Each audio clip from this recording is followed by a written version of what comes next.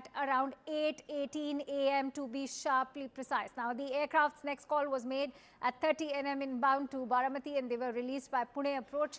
They were advised to descend in visual meteorological conditions at pilot's discretion. Next, the aircraft reported on the final approach of runway 11, and the runway was not in sight to them, which clearly indicates there was poor visibility.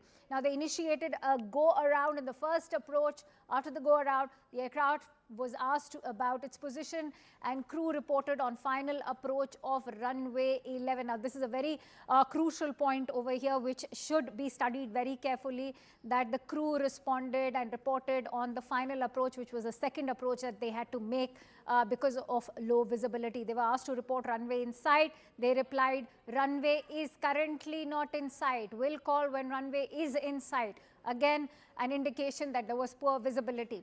After a few seconds, they reported that the runway is in sight. The aircraft was cleared to finally land on the runway at 8:43 a.m. However, they did not give a read back of the landing clearance. Next, the ATC saw the flames around the threshold of runway 11 at 8:44 IST. So, as you can see, there was in fact a clearance that was given at 8:43 a.m. and at 8:44 IST is when that the ATC discovered there were flames around the threshold, when there was roughly 4 minutes of silence. Let's quickly go across to Yesha Kotak, who's going to shed more light on these details that have been accessed by us at CNN News 18. So Yesha, clearly what's now been established from the ATC, the word that we are getting in is that firstly, the Mayday call was made after the second approach. Secondly, there was only a difference of 1 minute between 8:43 and 8:44 a.m. IST that the ATC was able to establish the fact that the crash has actually happened, but in fact they were getting no response for quite a few minutes.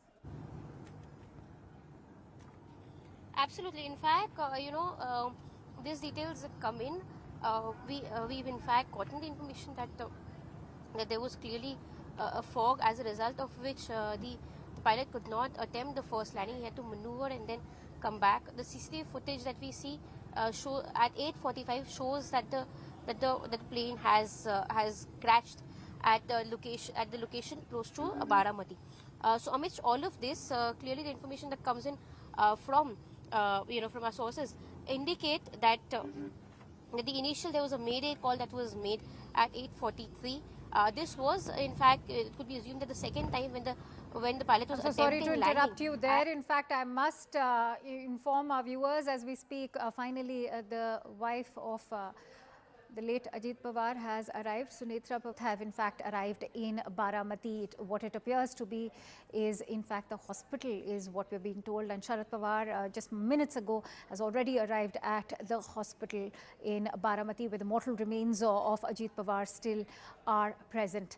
And Sunetra Pawar finally in Baramati. She was in the national capital, as was Sharad Pawar's daughter and the cousin of Ajit Pawar, Supriya Sule. They all rushed to Baramati soon after the news was broken to them. What we are also being told is that Sunetra Pawar is accompanied by their son Parth Pawar at the moment. Latest visuals over there. She's of course inconsolable and grieving, in a state of shock. This is a deeply tragic day. In fact, what we can see and tell you is that she's also accompanied by the entire Pawar Parivar. She's being greeted by members of the family and the party members of NCP, both the factions, as we can tell you. But she's inconsolable and in a state of deep shock. We all know that this was not expected to happen at all. The police presence also there, tight security. In fact, several media personnel also trying to flank the family. But Sunetra Pawar, as you can see, is extremely, deeply inconsolable. It's a state of deep shock. And we're also being told is that Supriya Sule. All right, in those visuals, what it appears to be is Supriya Sule also. And let me quickly go across to Aman, who's also joining us live from the newsroom. Aman, if you can also share your thoughts. This is indeed a moment of deep grief for the entire Pawar Parivar. But as many are saying that the family stands tall in this hour of grief. Well, absolutely, and it's a sad moment. It's a very poignant moment, I would say, for the Pawar family, especially after the Mr. Sharad Pawar, Mr. Ajit Pawar seem to also be coming closer, sinking their differences in the recent municipal elections in Maharashtra. We had seen them on the stage, in fact, together after a long time when they were fighting the municipal elections together in Pune. And that was a sight which made many speculate that maybe in the days and the months to come, the Pawars could again reunite. So that had been a major, political story also in Maharashtra. And Mr. Ajit Pawar, arguably one of the longest serving deputy chief ministers, also leaves a big void in the politics of Maharashtra. What's the way ahead also for now his party? What shape it takes? Will it merge with the original NCP? Will the family come together? Remains to be seen. But of course, this is a completely unexpected, untimely passing away of a tall political leader. And we are hearing that the last rites will now be carried out tomorrow in Baramati. We could see all top leaders from Maharashtra as well as top dignitaries and ministers from the center also arrive in Baramati tomorrow for the last rites of Ajit Pawar. And these are poignant scenes. The wife of Ajit Pawar, who's also an MP in the parliament. In fact, she was in Delhi today because the parliament session was starting today. And she and Sharad Pawar and she along with Praful Patel, who's also MP in Delhi, were present. They have together left for, along with Supriya Sule, from Delhi for Baramati today, and we see these visuals of them arriving in Baramati. Of course, this is something that was totally unexpected and untimely, as I'm saying. And Sharad Pawar has also reached Baramati now. He landed in Pune a short while back from Mumbai. So the whole family is going to be there today to grieve over this untimely loss. Aman, any word you're getting in from your sources within the Mahayuti in terms of the last rites of Ajit Pawar? Because given the significance of Baramati for the Pawar Parivar, can we expect the last rites to be taking place over here as well in Baramati? And what Baramati means to Ajit Pawar? Yes, most probably. That's what we're hearing, and our colleague Payal Mehta is bringing that piece of information that the last rites will be carried out tomorrow in Baramati. It will be a state funeral, so all the arrangements for that will be done today. And we'll see top Maharashtra's leaders already reaching Baramati today, and the final rites of Mr. Ajit Pawar will be carried out tomorrow. That is what we are learning because it will be a state funeral, so adequate arrangements also need to be made for that. The Maharashtra government has already declared state mourning for the next 3 days. So we'll see top ministers also from Delhi, we are hearing, will be going to Baramati from the NDA, from other parties to participate in this last rite ceremony of Mr. Ajit Pawar. There's already a sense of deep shock and loss for not just NCP as a united faction at the moment, whether it is that of Ajit Pawar or of Sharad Pawar's, but the overall Mahayuti alliance. If you can also take us through the kind of reactions we've seen. Devendra Fadnavis over there, of course, referring to him as a Dada of Maharashtra politics, and at the same time, Prime Minister Modi also remembering Ajit Pawar as a politician with the grassroots connect. Absolutely. Mr. Ajit Pawar was an integral part of the Mahayuti. We have seen how the three allies, Mr. Ajit Pawar, Mr. Eknath Shinde and Devendra Fadnavis worked as a team in the, in the Maharashtra Assembly election, which happened about over a year and a half back, and registered a thumping victory. In fact, all three parties performed very well in those elections, and Ajit Pawar took oath again as the Deputy Chief Minister of Maharashtra after that big win. I remember that press conference where Mr. Ajit Pawar, Mr. Shinde and Mr. Fadnavis were seated together, where Ajit Pawar's humor also came to the front when he said that I am taking oath as the Deputy Chief Minister. I don't know about Eknath Shinde, and Eknath Shinde remarked that Dada has a lot of experience of taking oath both in the morning as well as the evening, taking a jibe at Mr. Ajit Pawar for taking that famous oath early in the morning along with Devendra Fadnavis after the Maharashtra Assembly elections had changed the alliances altogether. So Ajit Pawar has been a veteran of, he was also the eldest in fact amongst all the three leaders. He's elder to Mr. Fadnavis and Mr. Eknath Shinde as well. So that that is why he was known as the Dada of Maharashtra politics. His untimely passing away is a big blow, I would say, also to the Mahayuti, because this alliance had been working together. So it would be interesting to see how Mahayuti... You know, before I also bring in our guest right now, Aman, important to also touch upon how the BMC election would also be remembered as a swan song of Ajit Pawar, where the family also united as a whole on the political front. Absolutely, and it was quite a moment that in Pune and another one particular municipal election, the Pawars decided to sing their differences and fight those elections together, though they did not achieve the success they were aiming for through the unification. And still you saw the BJP perform well, in fact, in those areas as well. But still, it was quite a moment, because you saw for the first time after many years Supriya Sule, Ajit Pawar, Sharad Pawar together on the same stage at a press conference in Pune when they announced that they will fight these elections together. Mr. Ajit Pawar also gave many interviews post that, saying that the differences between him and Sharad Pawar were shrinking, the families were getting together back again. So a lot was being hoped that maybe in the coming months there could be a change maybe in the political equations of the state. But Ajit Pawar was always clear that he would be a part of the Mahayuti. So many things and many in fact questions have gone unanswered, I would say, about the political future of Maharashtra with this untimely death of Mr. Ajit Pawar. Stay with me, Aman. I'm also joined in by our guest right now. In fact, joined in by Captain Amit Singh.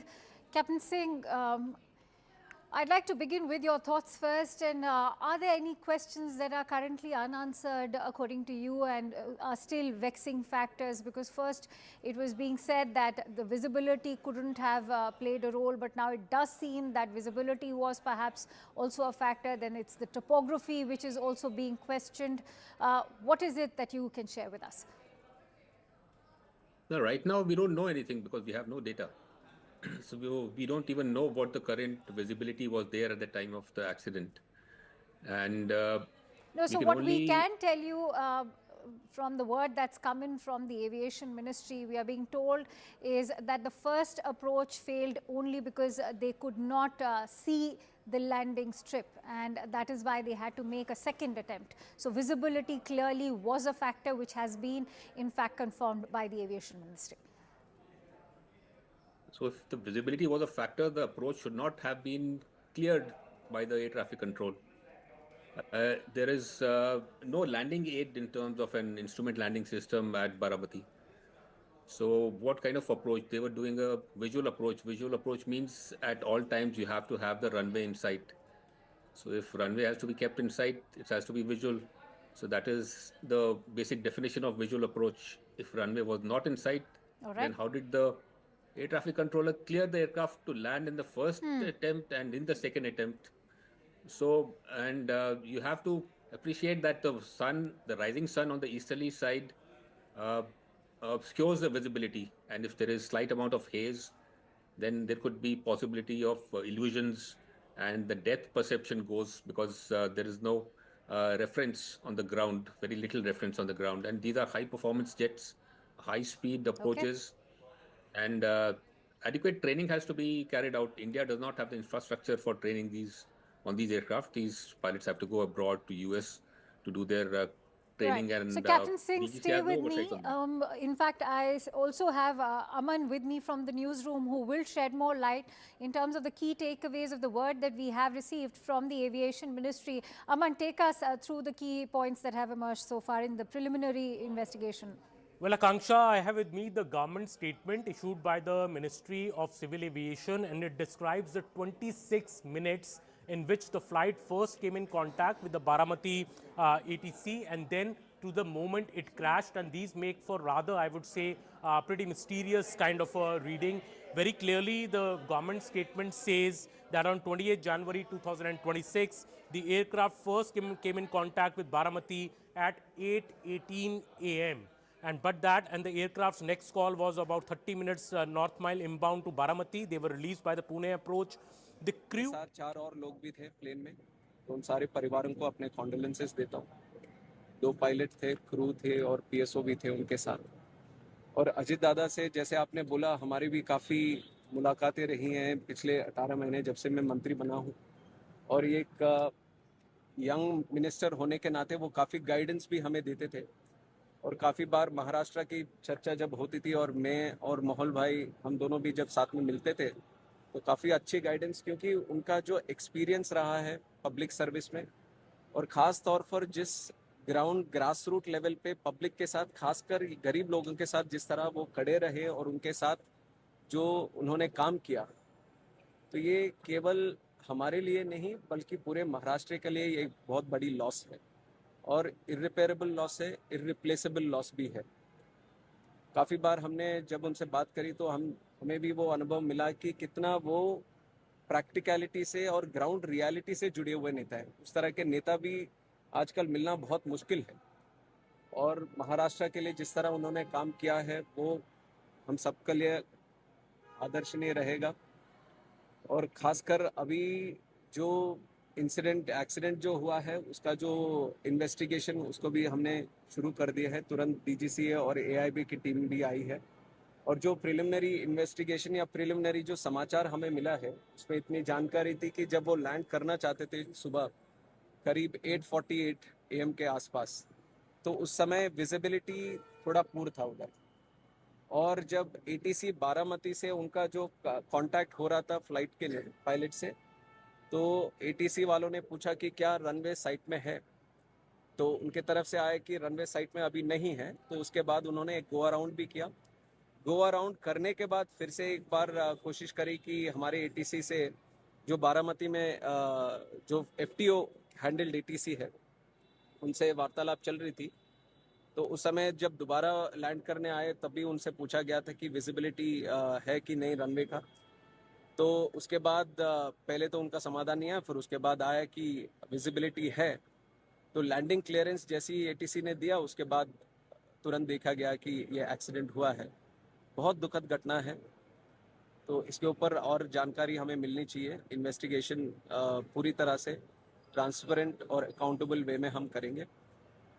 But उससे पहले तो मैं इतना कहना चाहूँगा कि ये बात बोलना कि अजीत दादा अब नहीं रहे, उसके लिए बहुत बहुत बहुत दुख होता है। और मैं उनके जो प्यार करने वाले लोग हैं, कार्यकर्ता हैं और उनके परिवार के लोग हैं, उन सबके प्रति कंडोलेंसेस व्यक्त करता हूँ। ठीक है, thank you.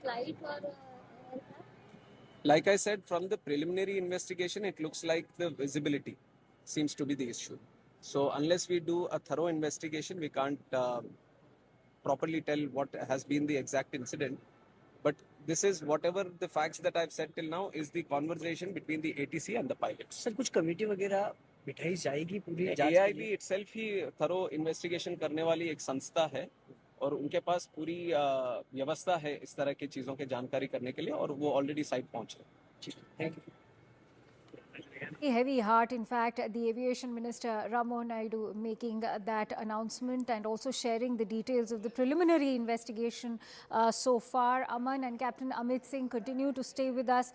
So I quickly go back to Aman. Aman, if you can share more details of that preliminary investigation that was being referred to by the Aviation Minister himself.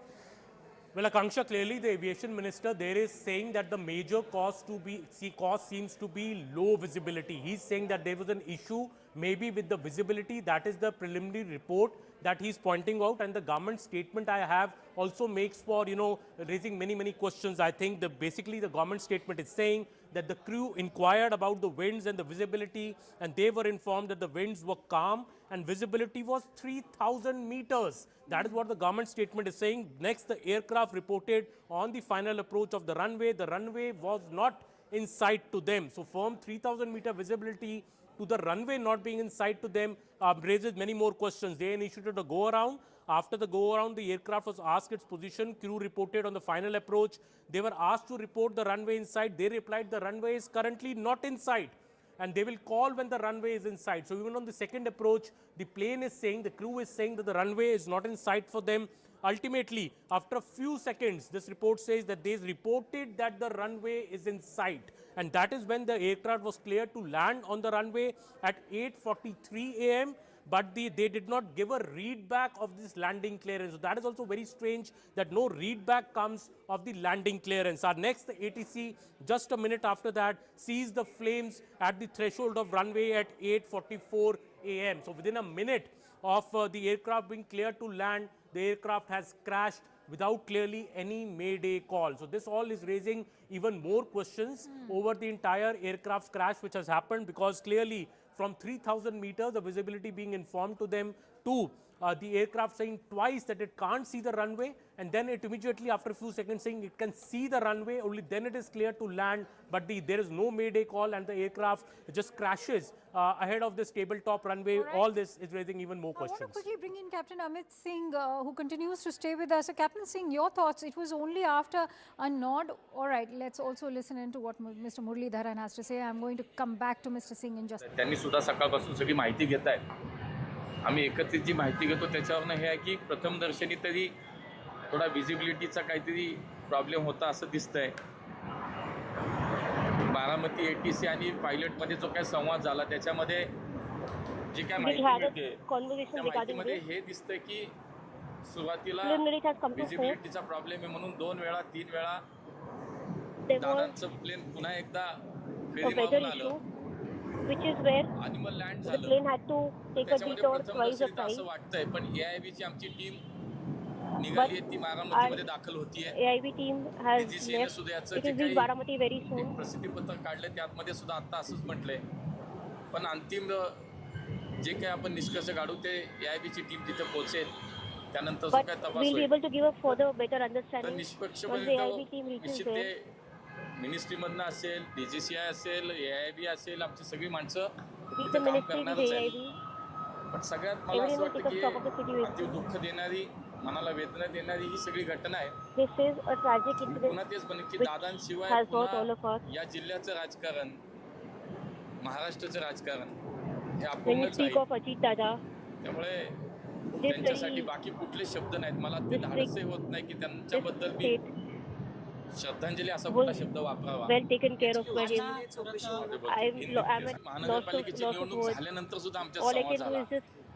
आणि बघा मी त्या काळात सुद्धा अगदी निवडणुकीच्या प्रचाराची शिगेला होतं त्यावेळेस सुद्धा ज्यावेळेस मला विचारलं जातं की अजितदादांबद्दल तुमचं काय मत आहे, मी तुम्ही कुठेही रेकॉर्ड दाखवा, मी तेव्हाही म्हटलं की या महाराष्ट्रातला असा नेता आहे ज्याची प्रशासनावरती अत्यंत घट्ट पकड आहे.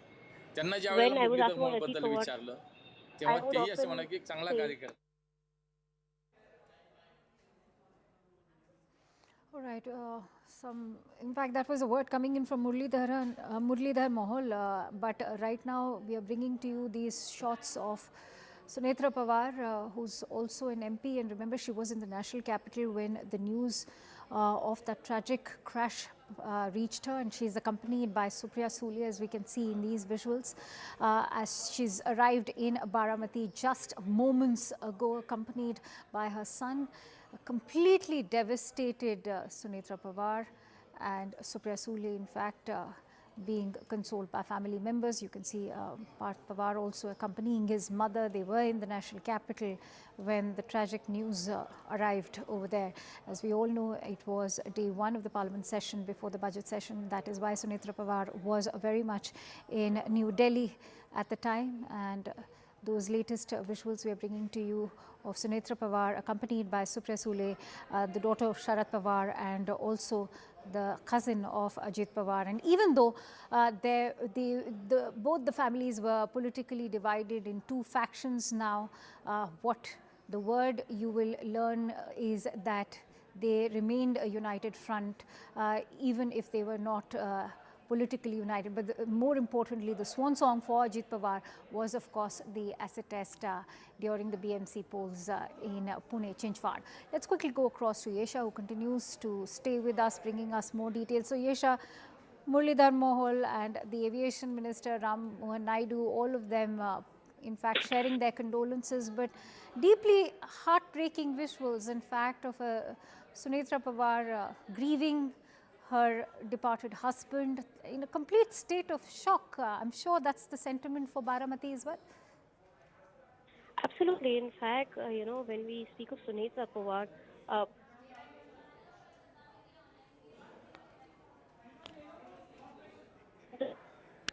here clearly she had the support of, you know, her husband Ajit Pawar, who was someone who was loved by Baramatikars. not only Ajit Pawar, but the entire Pawar family was someone Baramatikers respected, loved, and that is a kind of that's the kind of sentiment that the Baramatikers hold for Sharad Pawar as well. But here, when it comes to Sunita Pawar, who's just getting her hold, in at Baramati, she herself, would visit several small villages as she was being guided by Ajit Pawar. And, when it comes to a tragic death like this, something that's so unexpected, has of course, left her as well as the entire family disturbed. When you speak of Sunita Pawar and Parth Pawar, throughout the last couple of years after both the NCPs had split, we'd seen how the entire family had gotten active in politics under the guidance of Ajit Pawar. Rightly so, not only for the family, but also for both the factions of the NCP. Ajit Pawar was someone who would guide people under whose guidance, several of these key political leaders have grown. And that's where, that kind of sentiment that comes in, not only for the family, but for those who've been tall leaders of NCP. They've referred, stating that Ajit Pawar was like a father figure to them. And that is why he was also, fondly called Dada, as elder brother, who, would help people grow. And not Right. only the people of people within politics, but also, people of Baramati who, respected Ajit Pawar for, working for them on the ground. Yes. So the word coming in is that the last rites of Mr. Pawar will be performed tomorrow at 11 a.m. in Baramati. We all know that it is the Pawar stronghold, and as you also highlighted what this loss means for the people of Baramati as well. But Yesha, if you can take us through who all are currently present from the Pawar Parivar, at the same time from the Mahayuti Alliance as well. So yes, when it comes to Pawar Parivar, we've of course seen Sharad Pawar and his wife have already reached Baramati. Apart from that, Sunita Pawar, Parth Pawar, Supriya Sule.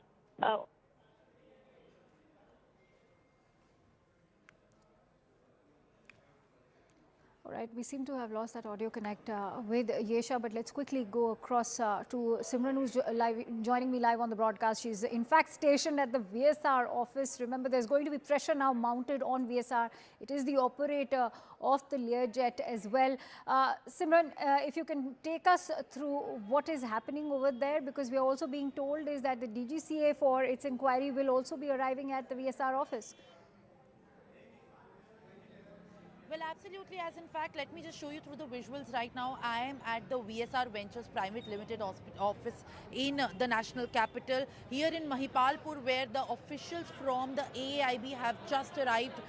Just a short while ago, two more officials rather, have arrived at the Ventures Private Limited of the VSR, where VK Singh is also inside the very office. And now, in fact, as VSR director, VK Singh has also given a statement to the media, and earlier also confirmed that he had this fleet that has 18 charter flights, and one of them is the one that has crashed, and Ajit Pawar was one of them. The two directors that are named in the company is VK Singh and his son Rohit Singh as well. And now the AIB officials have come here. Two more officials have arrived earlier as well. Two officials actually at first did enter into the premises of the office, and now the questioning, or in fact the scrutiny of the data and how exactly the company directors and the conversation. So Simran, what are those questions that the AAIB officials will be looking to find answers to?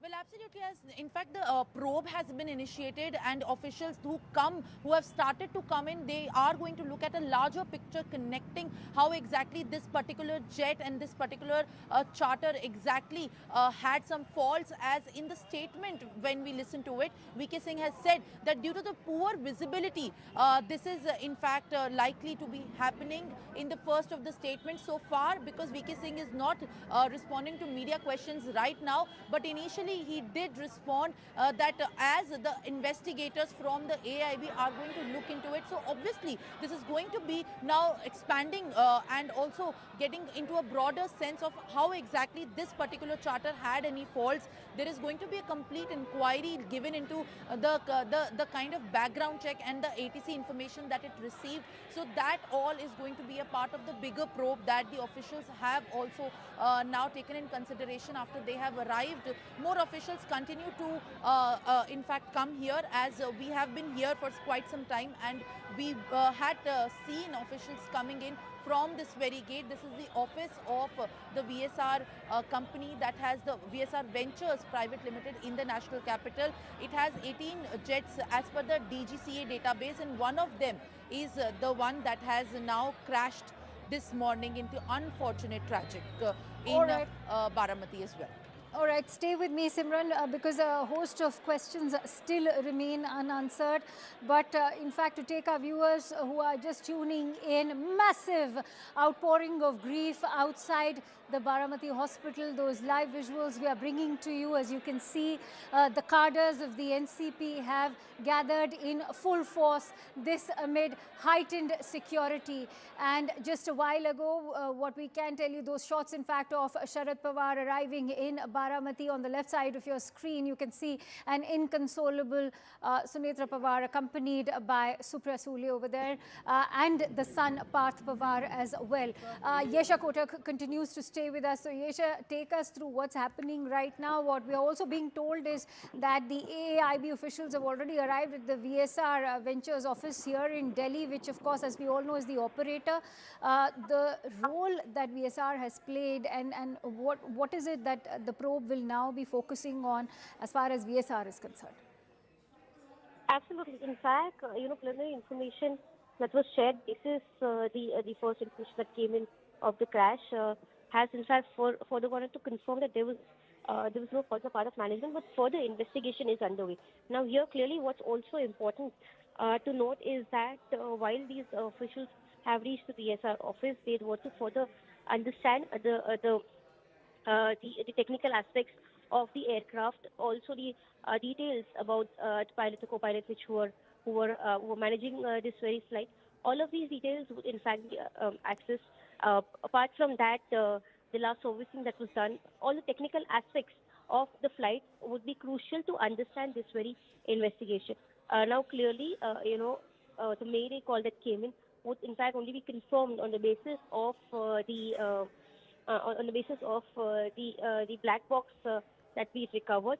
But as we also know that the AIB officials have also headed towards Baramati to take a stock and to understand the ground reality, to understand what went wrong on ground at Baramati. Parallelly, we also have to take information from those who were present, from the operator as well. So yes, on both sides is where the investigation is thoroughly on. We've of course also seen how the chief minister Devendra Fadnavis went ahead to mention. Stay with me, Yesha. Let me quickly bring in Simran, who is currently at the Mahipalpur office of VSR. So, Simran, the information we have been able to access, and that's also been reiterated by the Aviation Minister Ramohan Naidu, who's gone on to say that the DGCA has clarified that no serious mistake was found against the company in the previous investigation.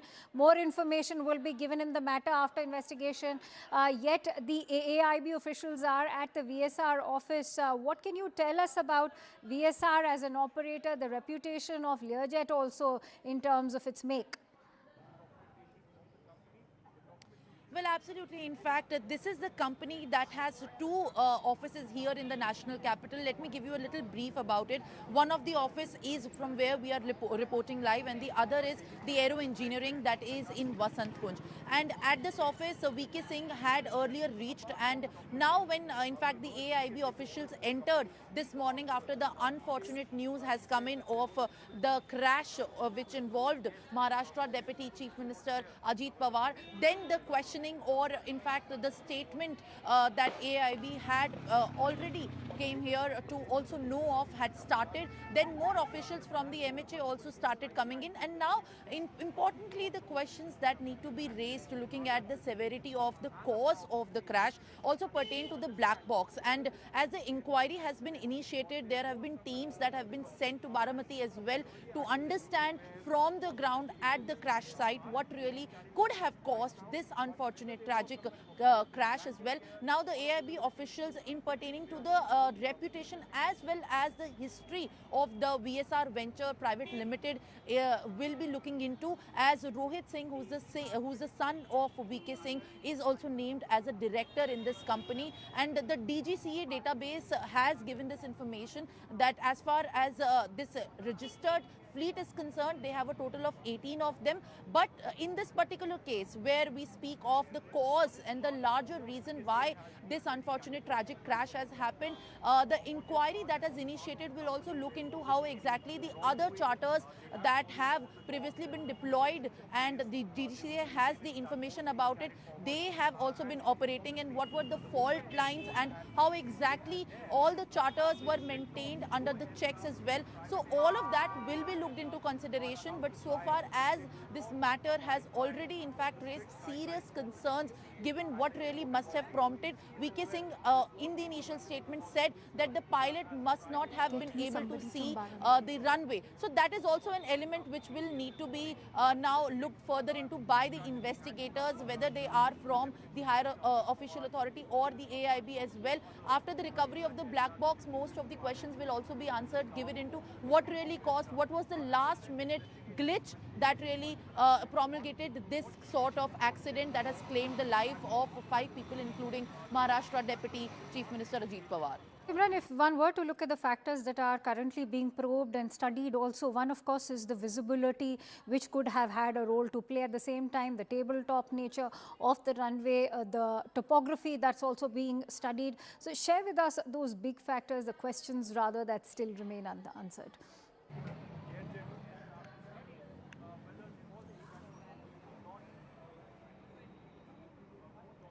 Simran, can you hear me? All right, yes, can you please repeat the question? The factors that are currently being studied by the AAIB, whether it is to do with the visibility or even say the topography of the runway.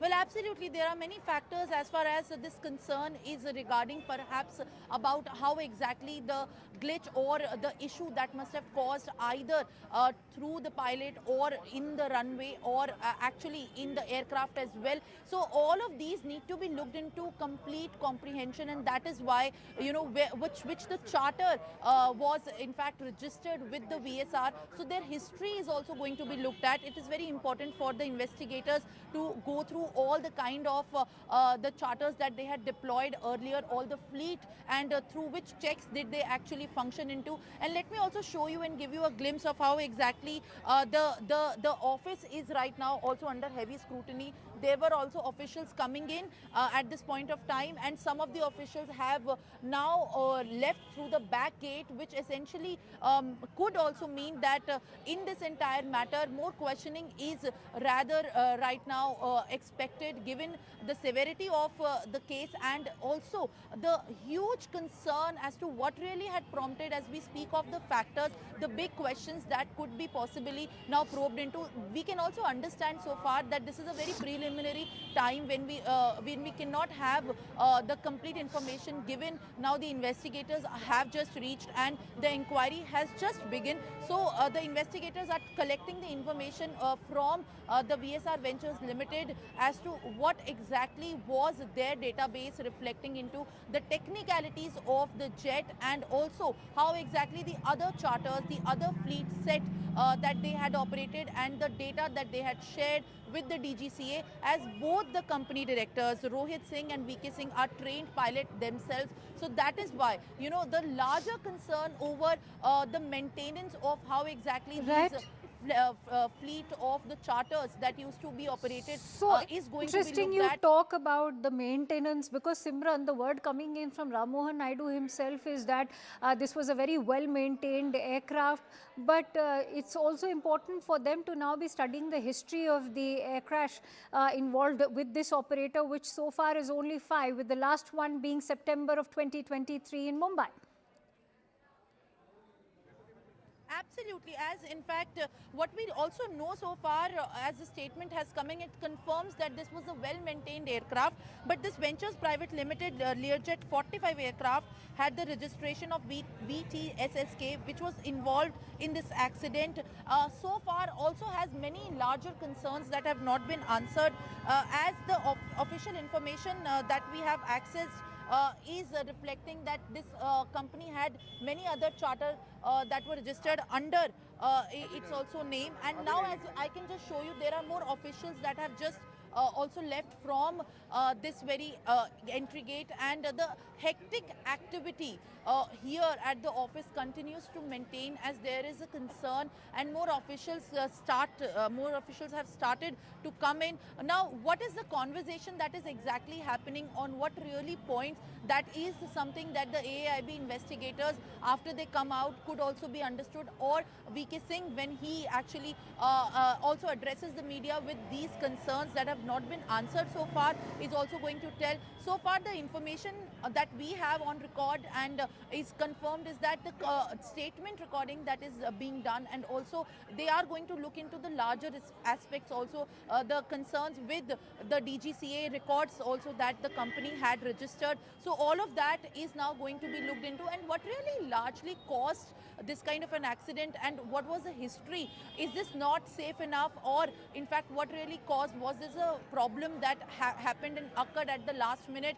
There was a visibility factor, or there was a problem in the aircraft as well? All of that is going to be looked in in complete perspective, as well as we see that there is activity happening. Some people that have been leaving from this office, and most of, in fact, these officials that are inside, they have left from the back gate as well.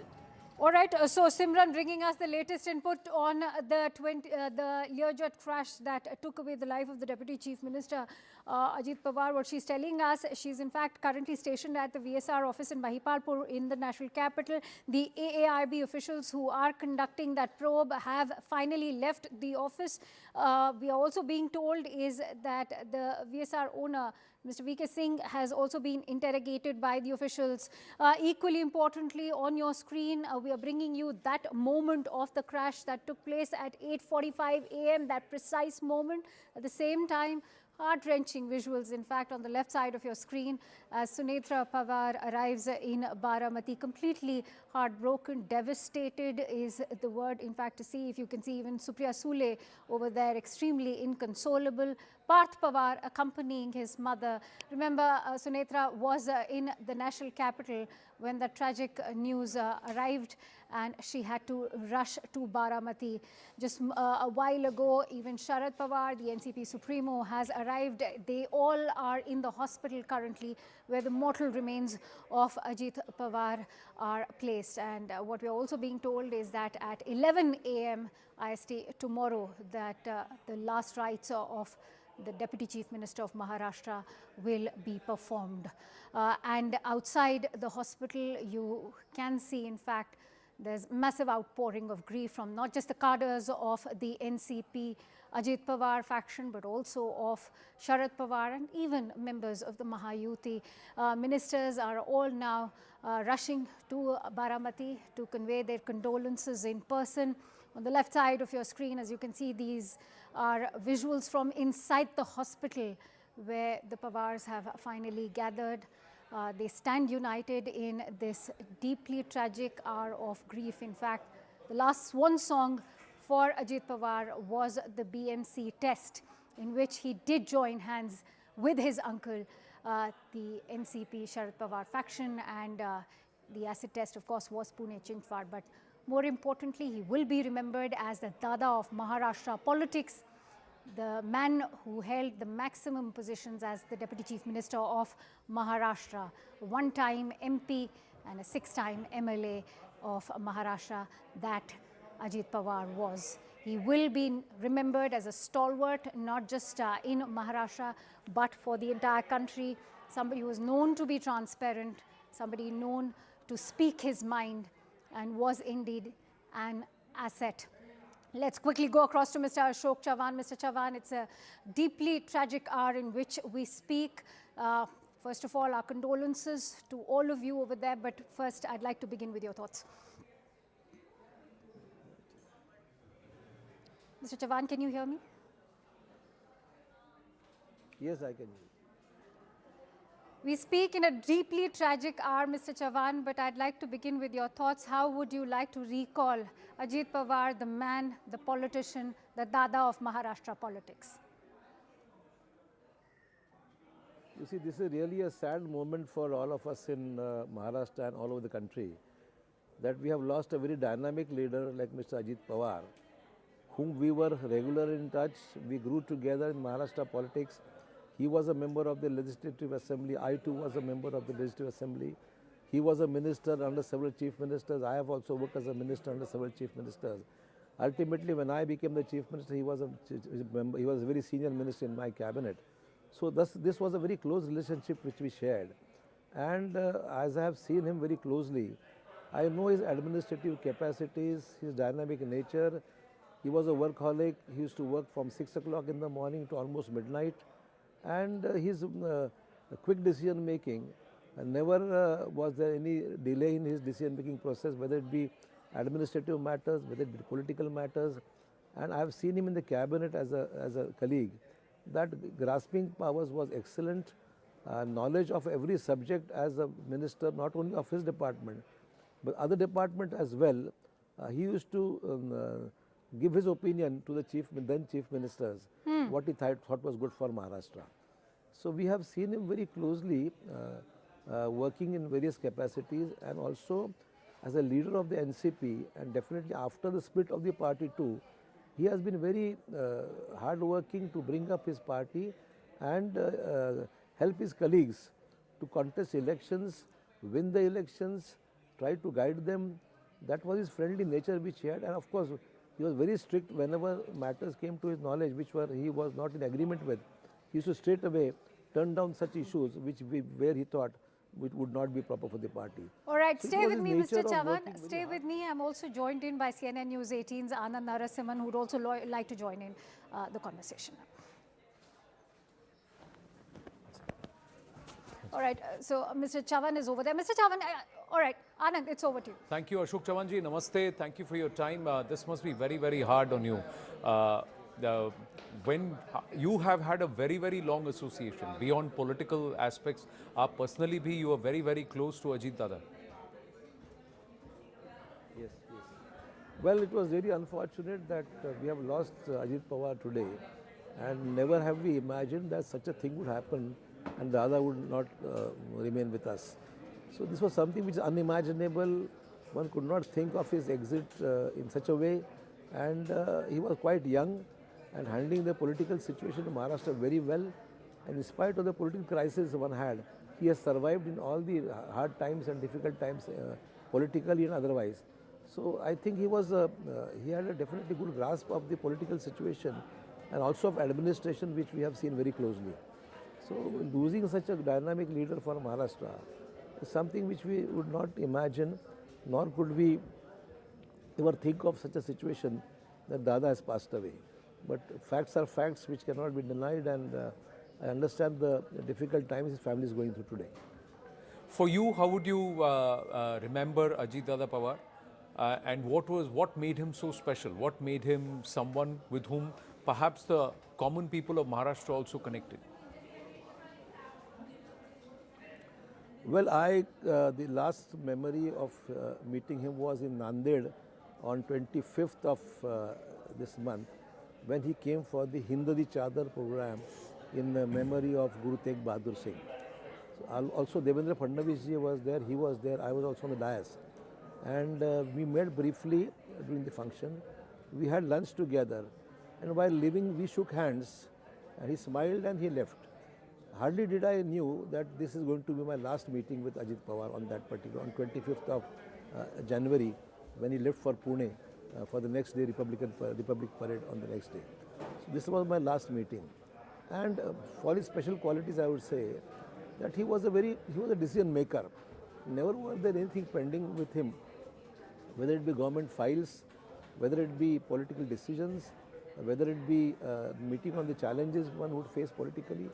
I have seen him in all situations, and definitely he was a decision maker and a leader one could expect to follow.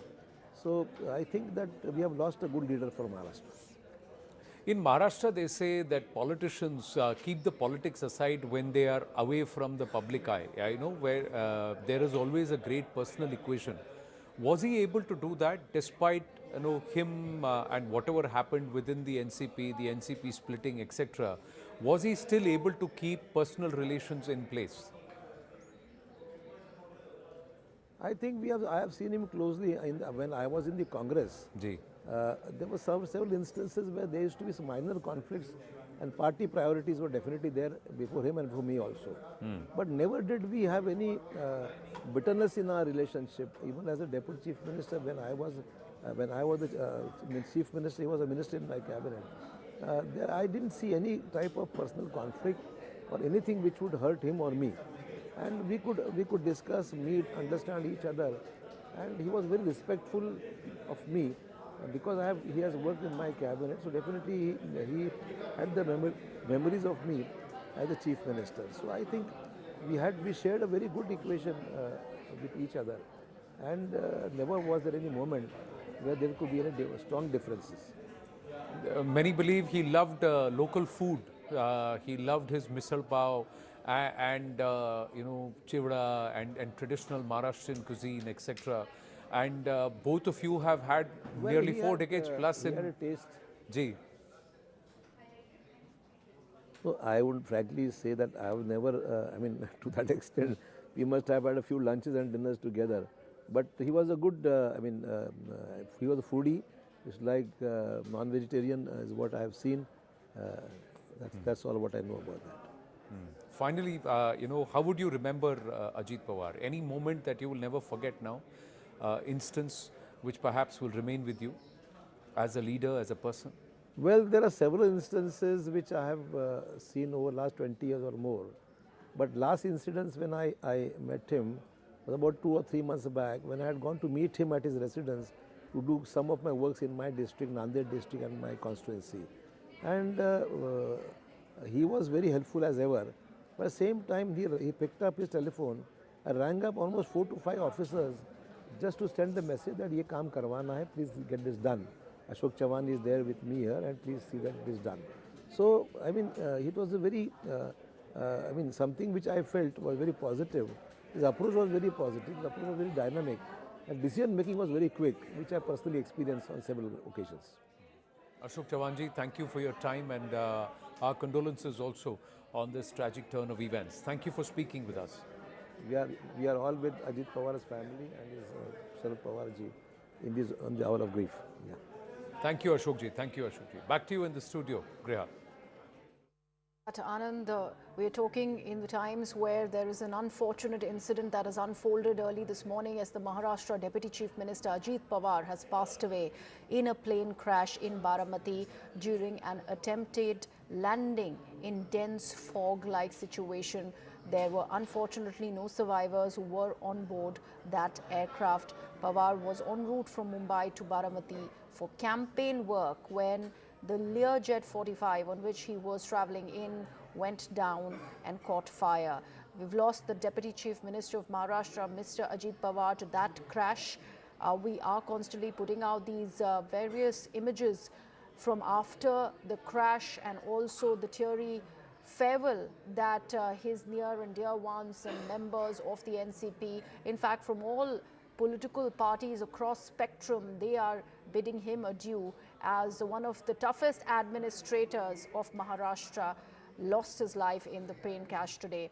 In fact, we are now learning that Prime Minister Narendra Modi has spoken to Sharad Pawar on the sad demise of Ajit Pawar and expressed his condolences. These are the latest updates of the Prime Minister speaking to Sharad Pawar on the demise of Ajit Pawar. My colleague Payal Mehta with those details. Payal, we do understand that the Prime Minister and the Home Minister were constantly in touch with leaders from Maharashtra to take stock of the situation, and now this update that there is a direct conversation that the Prime Minister has had with senior NCP leader and patriarch Sharad Pawar.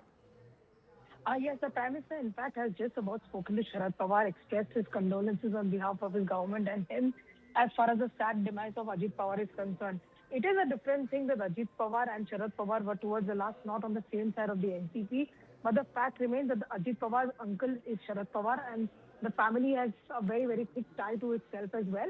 And nonetheless, that Ajit Pawar's party is also part of the NDA as well. So, given the fact that the Prime Minister has a long-time association with the Pawar family, and in this hour of crisis, an NDA partner has lost his life, the Prime Minister first expressing condolences on behalf of his government for the family. It's a devastated family which has learned, and the visuals are there for everybody to see, which is Prithviraj Chavan breaking down when she met another member of the family. The Pawar family is a huge family, many cousins coming together, and you know the pictures have been in the past when, despite the political differences, when it came to weddings and celebration of big functions in Baramati, the Pawar family was never shy to come together. Even in the recent, if you remember, the Sharad Pawar's function to inaugurate one of his schemes, also saw the coming in of an industrialist and Ajit Pawar also. In fact, during Sharad Pawar's recent birthday celebrations also, Ajit Pawar had flown down to the national capital to be with his uncle and celebrate it along with the rest of the members of the family.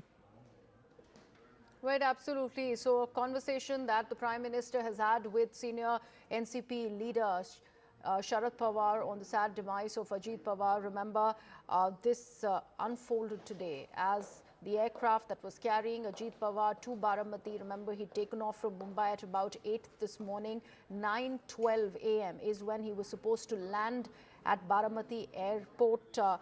Is when this crash, after an attempt at emergency landing was made by the pilot, is when this crash was reported. Payal, the importance of Ajit Pawar in Maharashtra politics, in national politics, has been a lot, and it is going to severely also impact the Mahayuti. And we are seeing the kind of voices that have emerged, in fact the visuals that have also emerged, that show very, very grief-stricken faces of leaders from various political parties. In fact, across spectrum, the kind of reactions have been very, very similar. They are in fact in a state of shock with the sad and sudden demise and this tragic accident of Ajit Pawar, and the Prime Minister, like you said, has expressed similar sentiments. Yes, Ajit Pawar was no novice or no newbie as far as Maharashtra politics is concerned. Remember, in 1991, he first sowed the seed of Baramati, which later became the big bastion of the Pawar family as well, where Supriya Sule currently is a member of parliament in the Lok Sabha from. She in fact was able to defeat her own sister-in-law, Prithviraj Pawar, the late Ajit Pawar's wife, in the 2024 elections as well. But Ajit Pawar has always been a very, very grassroots leader, very, very grounded leader. Has been an MLA for more than 35 years. Has been the finance minister for God knows how many years as well. He is somebody who's connected to the ground, and the Baramati people love him like they love nobody else, given the fact that that's the kind of connect that he really has. But the connect that Sharad Pawar has had with Baramati, and the kind of connect that Ajit Pawar in particular has had with Baramati is completely inexpressible in words as well. So it's a huge loss for Baramati, for its people, and that's the reason you see scores and scores of people coming up to the hospital, scores and scores of people coming up closer to the family. They want to really be a part of the grief that the family is currently grieving right now. It must be a devastated Sunetra Pawar, who was in the national capital till about a short while ago and had to fly down to Baramati under these unfortunate circumstances. As well, what a loss it is for Maharashtra politics as well. Ajit Pawar was known to be somebody who had his own style of functioning, his own way of interacting with people. He was always on the humorous side of things. Sometimes he would appear to be very angry with the way he speaks, but he would always, crack up a joke or two or the other. And that is exactly what Ajit Pawar was really famous for. But he never let his work suffer really, and essentially that's the reason he was known as somebody who was able to deliver the goods, somebody who actually sealed the bastion. And the fact that at one point in time, Griha, everybody would consider him to be the actual heir or political heir of Sharad Pawar, because after the party split, the way in which 2024 elections Ajit Pawar's party was able to fight, and the fact that Ajit Pawar is able to, seal the deal as far as the assembly elections is concerned, so that debate was clearly settled in the last. Let's go across to former Maharashtra Chief Minister Prithviraj Chavan, who's also joining us. Sir, thanks a lot for your time. A very somber moment as far as all of Maharashtra is concerned. Your first thoughts on what has transpired? Well, of course, it is a very tragic event, very unexpected turn of events. We are just into the rural election, the Jilla Parishad elections. The campaign was launched today. Yesterday was the last date for withdrawal of nominations, and polling is going to be held on the 5th of February. A very short period of campaigning, and everybody had to pack a lot into these 10, 12 days. So he was returning from Bombay to his home constituency, Baramati, when his Learjet crashed while landing. Very tragic accident. It'll have a major impact on Maharashtra politics. I don't know what happens to the Devendra Fadnavis government, because he was an important part of the government, Deputy CM. Who will replace him from the NCP is not yet sure. Everybody is in a state of shock. I had worked with him very closely. Uh, he was my deputy chief minister when I became the chief minister in November of 2010.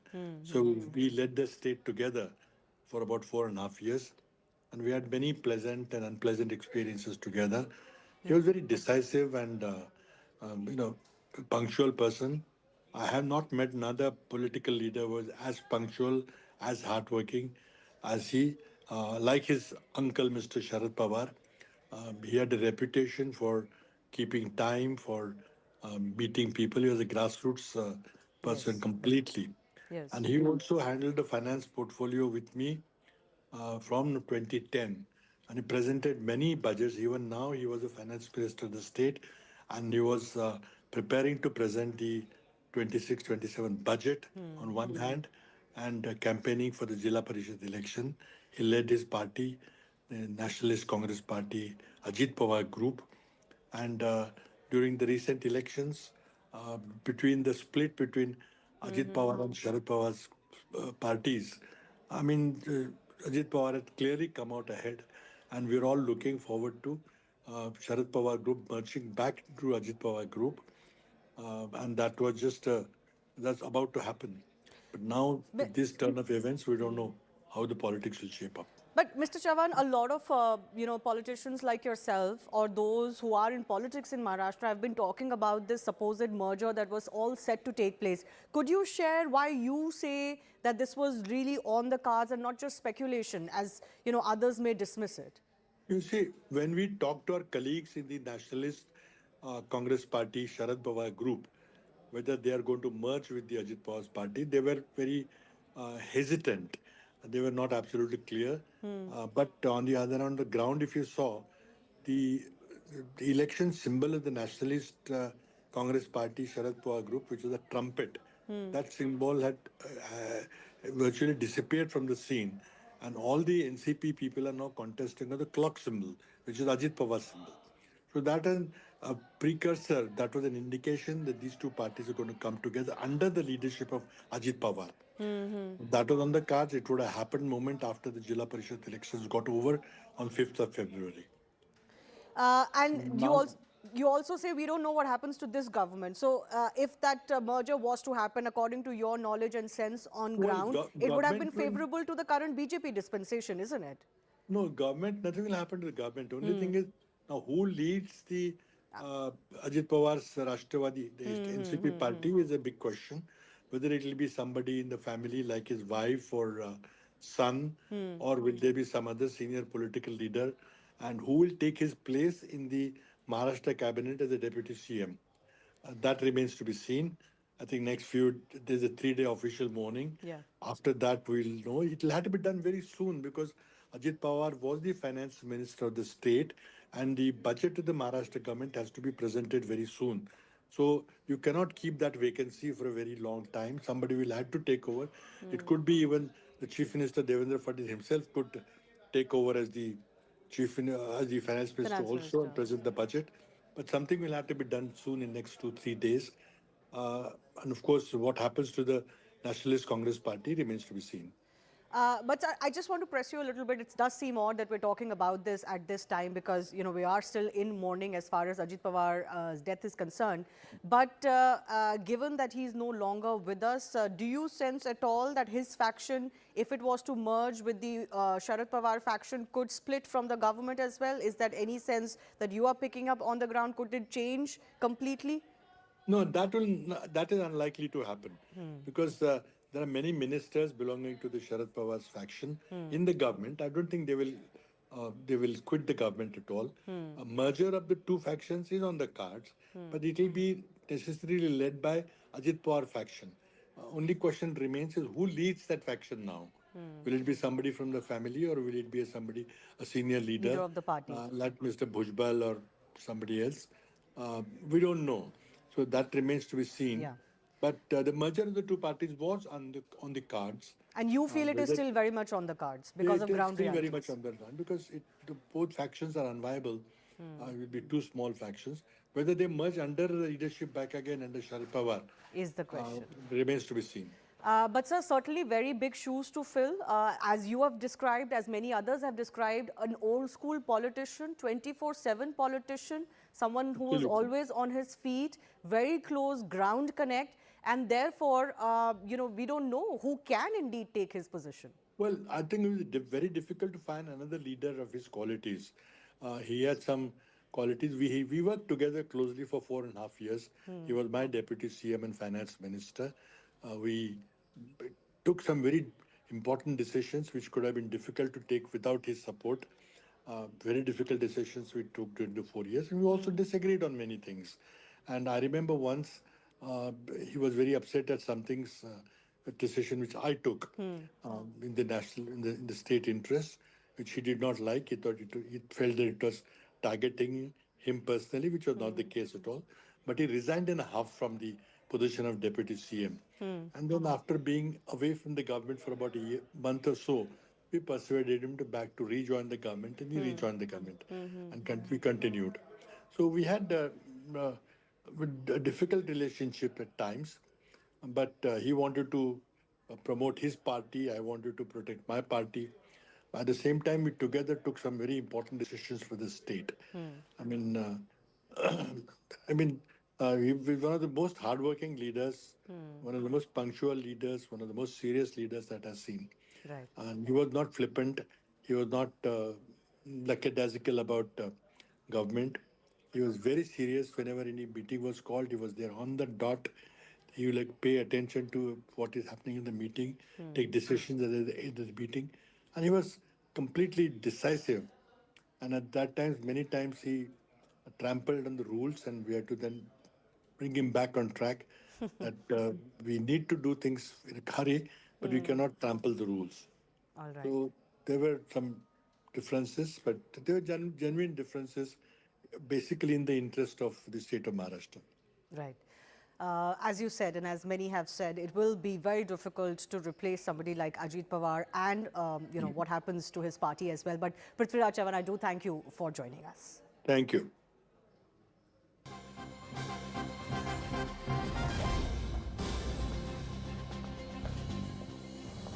In more updates, we're learning that the Bharatiya Janata Party has gone on to hit back at the West Bengal Chief Minister Mamata Banerjee over what they are claiming to be vulture politics. They've also gone on to claim that this is disgusting opportunism on part of Mamata Banerjee, and such vulture-like behavior should be avoided in this hour of tragedy. So remember, Mamata Banerjee had gone on to, while mourning the loss of Ajit Pawar, demand a Supreme Court monitored probe into the plane crash, the plane that was carrying Ajit Pawar.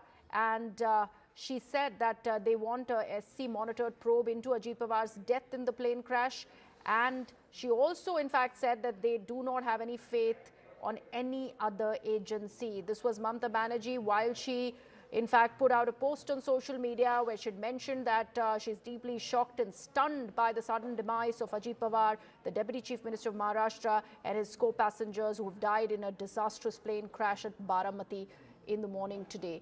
My colleague Arun Thanta is joining us on the broadcast with these details. Arun, a very predictable reaction that's coming in from the Bharatiya Janata Party, but this was something that the Mamata Banerjee had attracted while she had in fact spoken about some amount of conspiracy theories, the possible sabotage into this plane crash that she suggested while asking for a Supreme Court monitored probe. Well, see, what BJP is saying is that it's very unfortunate that West Bengal Chief Minister Mamata Banerjee, comes out now and makes this statement. This is, of course, a very sensitive time and a very difficult time for the family members. At this point, you should not really have involved into such kind of politics. In fact, we are seeing some of the responses which is coming from the BJP side.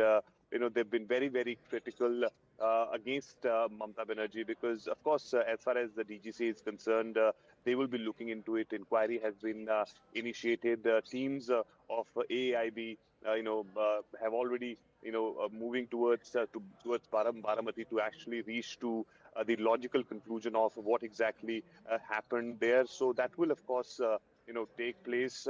But to do politics at this point is something which is not good, and that's the point which BJP is highlighting. In fact, we just heard Prithviraj Chavan, former Chief Minister of Maharashtra, is also saying that this is not the right time to actually indulge into politics. Yes, there will be investigation.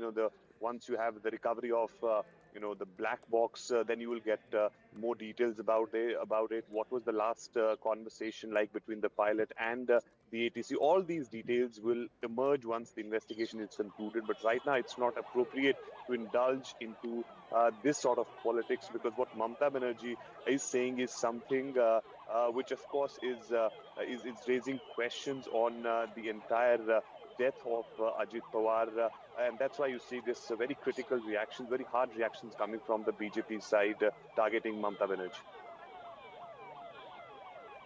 Right, Arun, thank you so much for all those details. And we are also getting these live visuals from outside the Baramati hospital.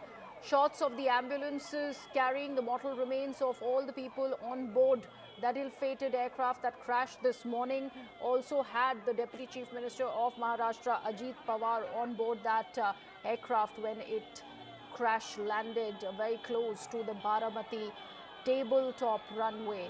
So that's where the incident really happened, and now we are getting these visuals from outside the hospital in Baramati, where we can see the mortal remains of Ajit Pawar being taken out of Baramati and towards Mumbai. So this is the latest images that we can bring for our viewers, and right now this entire flurry of vehicles that are getting out of the Baramati hospital. Remember, we also have been bringing to you visuals of veteran NCP leader Sharad Pawar, who is currently at his residence in Mumbai. He's awaiting the arrival of the mortal remains of Ajit Pawar, and very soon the remains will be handed over to the family of Ajit Pawar. The funeral, we are told, happens tomorrow at about 11 a.m. So the Deputy Chief Minister of Maharashtra would be laid to rest at 11 a.m. tomorrow, and that's when the funeral has been announced. We also, in fact, learning of a 3-day mourning that has been announced by the Maharashtra government. So these are the latest visuals. We are also, in fact, talking about how the mortal remains of Ajit Pawar were taken out of the hospital shortly, and that's the visuals that we are bringing to you. And on the other side of the screen, you can see how the family and the leaders from across party lines mourning the death and the sudden demise of Ajit Pawar. We also see visuals of his family members who are deeply shocked and shaken because of this sudden demise of Ajit Pawar. And right now, the mortal remains of the Deputy Chief Minister of Maharashtra are being taken out of the Baramati hospital. In the middle of all this, we do see a certain amount of politics that is being played out, and the Bharatiya Janata Party hitting back against Mamata Banerjee over what they claim to be vulture politics being played out on part of the West Bengal Chief Minister, as she had asked for a Supreme Court monitored probe into the plane crash, the plane that was taking Ajit Pawar to Baramati from Mumbai, and while making an emergency landing attempt is when it crashed. So BJP countering all of those claims that have been made by Mamata Banerjee, dissing what they claim to be vulture politics on part of the West Bengal Chief Minister. There have been various voices that have come out in support of Ajit Pawar, mourning the loss of Ajit Pawar. We've had Mr. Ashok Chavan, Mr. Prithviraj Chavan all come to us on CNN News 18 and speak about the legacy that he leaves behind, the tough administrator that Ajit Pawar has been. In fact, my colleague Sunil Sawant is now joining us from outside the Baramati hospital. Sunil, ये जो visuals आप हमारे लिए सामने ला रहे हैं, अजीत पवार के mortal remains को अब मुंबई लेके जाया जा रहा है? जी, अभी हम देख रहे हैं कि जो बारामती में हॉस्पिटल है, उस हॉस्पिटल में अजीत पवार जी का ये पार्थिव हम देख रहे हैं। थोड़ी देर तक पार्थिव यहीं पर रहेगा और उसके बाद 4 बजे यहाँ का जो वीपी कॉलेज है, उस कॉलेज में अंतिम दर्शन के लिए पार्थिव रखा जाएगा और कल सुबह 11 बजे विद्या प्रतिष्ठान, जो बारामती का एक इलाका है, एक जो पवार जी ने ही खुला किया था, उस प्रतिष्ठान में अजीत पवार जी का देहांत होगा। वहाँ पे अंतिम संस्कार किए जाएंगे। फिलहाल हम ये दृश्य देख रहे हैं, वहाँ पे लोग बहुत ज्यादा आक्रामक हो रहे हैं, बहुत ज्यादा चिढ़ रहे हैं, क्योंकि यहाँ पे कोई भी मीडिया अलाउड नहीं है, मीडिया यहाँ पे ना रहे। हमारा नेता आज हमारे साथ नहीं है, ये भावना उनकी है, इसलिए यहाँ से मीडिया कैमरा भी हटा रहे हैं।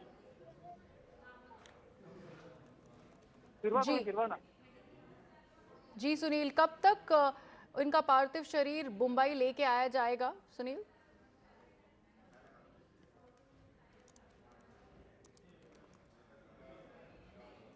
We don't seem to have that link through with Suri. We'll try and reestablish that connection, but these are the visuals that we are bringing for our viewers from outside the Baramati hospital. Just a short while back, the mortal remains of Ajit Pawar, the Deputy Chief Minister of Maharashtra, have been taken out of the hospital and it's being taken to Mumbai. And that's where the last rites are going to be performed at around 11 a.m. tomorrow morning. Before that, for the Antim Darshan, all the family members and the supporters of Ajit Pawar, all the other political leaders are going to be given that Antim Darshan of Ajit Pawar tomorrow, and after which the last rites are going to be conducted. Right now, we're putting out these visuals on one side of your screen, the mortal remains of Ajit Pawar being taken out of the hospital, and on the other side, you do see how the family members are completely inconsolable after the sudden demise of Ajit Pawar. We do understand the kind of void that Ajit Pawar leaves behind and the very important role that he's played, not just in Maharashtra politics, but also in national politics. Longest serving Deputy Chief Minister of Maharashtra. And remember, this was a record 6 times across coalitions that he'd served as the Deputy Chief Minister of Maharashtra, and that made him a pivotal figure in multiple governments. He's also a nephew of the NCP patriarch Sharad Pawar. He inherited and expanded the influential Pawar family legacy in Western Maharashtra, particularly through this Baramati stronghold, and it was in Baramati where he was supposed to be holding not just 1 or 2 but 4 public meetings, and for which he was about to land in Baramati, where the unfortunate episode of his aircraft crashing really unfolded. Also, talking about the portfolios, critical ones that he has held all through his tenure, including the finance portfolio that he holds, used to hold as he was the Deputy Chief Minister of Maharashtra currently. Also always been known for his bold political maneuvers, including, and how can we not talk about the 2019 and 2023 splits and the alliance with the Bharatiya Janata Party that reshaped government formations and also the dynamics as far as opposition goes. In 2023 and 24, remember, it successfully rebelled against his uncle, securing the NCP name, symbol and the majority of the NCP MLAs via the Election Commission, and that in fact redefined the Nationalist Communist Party and the Nationalist Congress Party. And also remember, he was the longest serving Deputy Chief Minister of Maharashtra. And today, sadly, we speak of him in past tense as he has passed away because of the aircraft that crash landed in Baramati, one of his strongholds.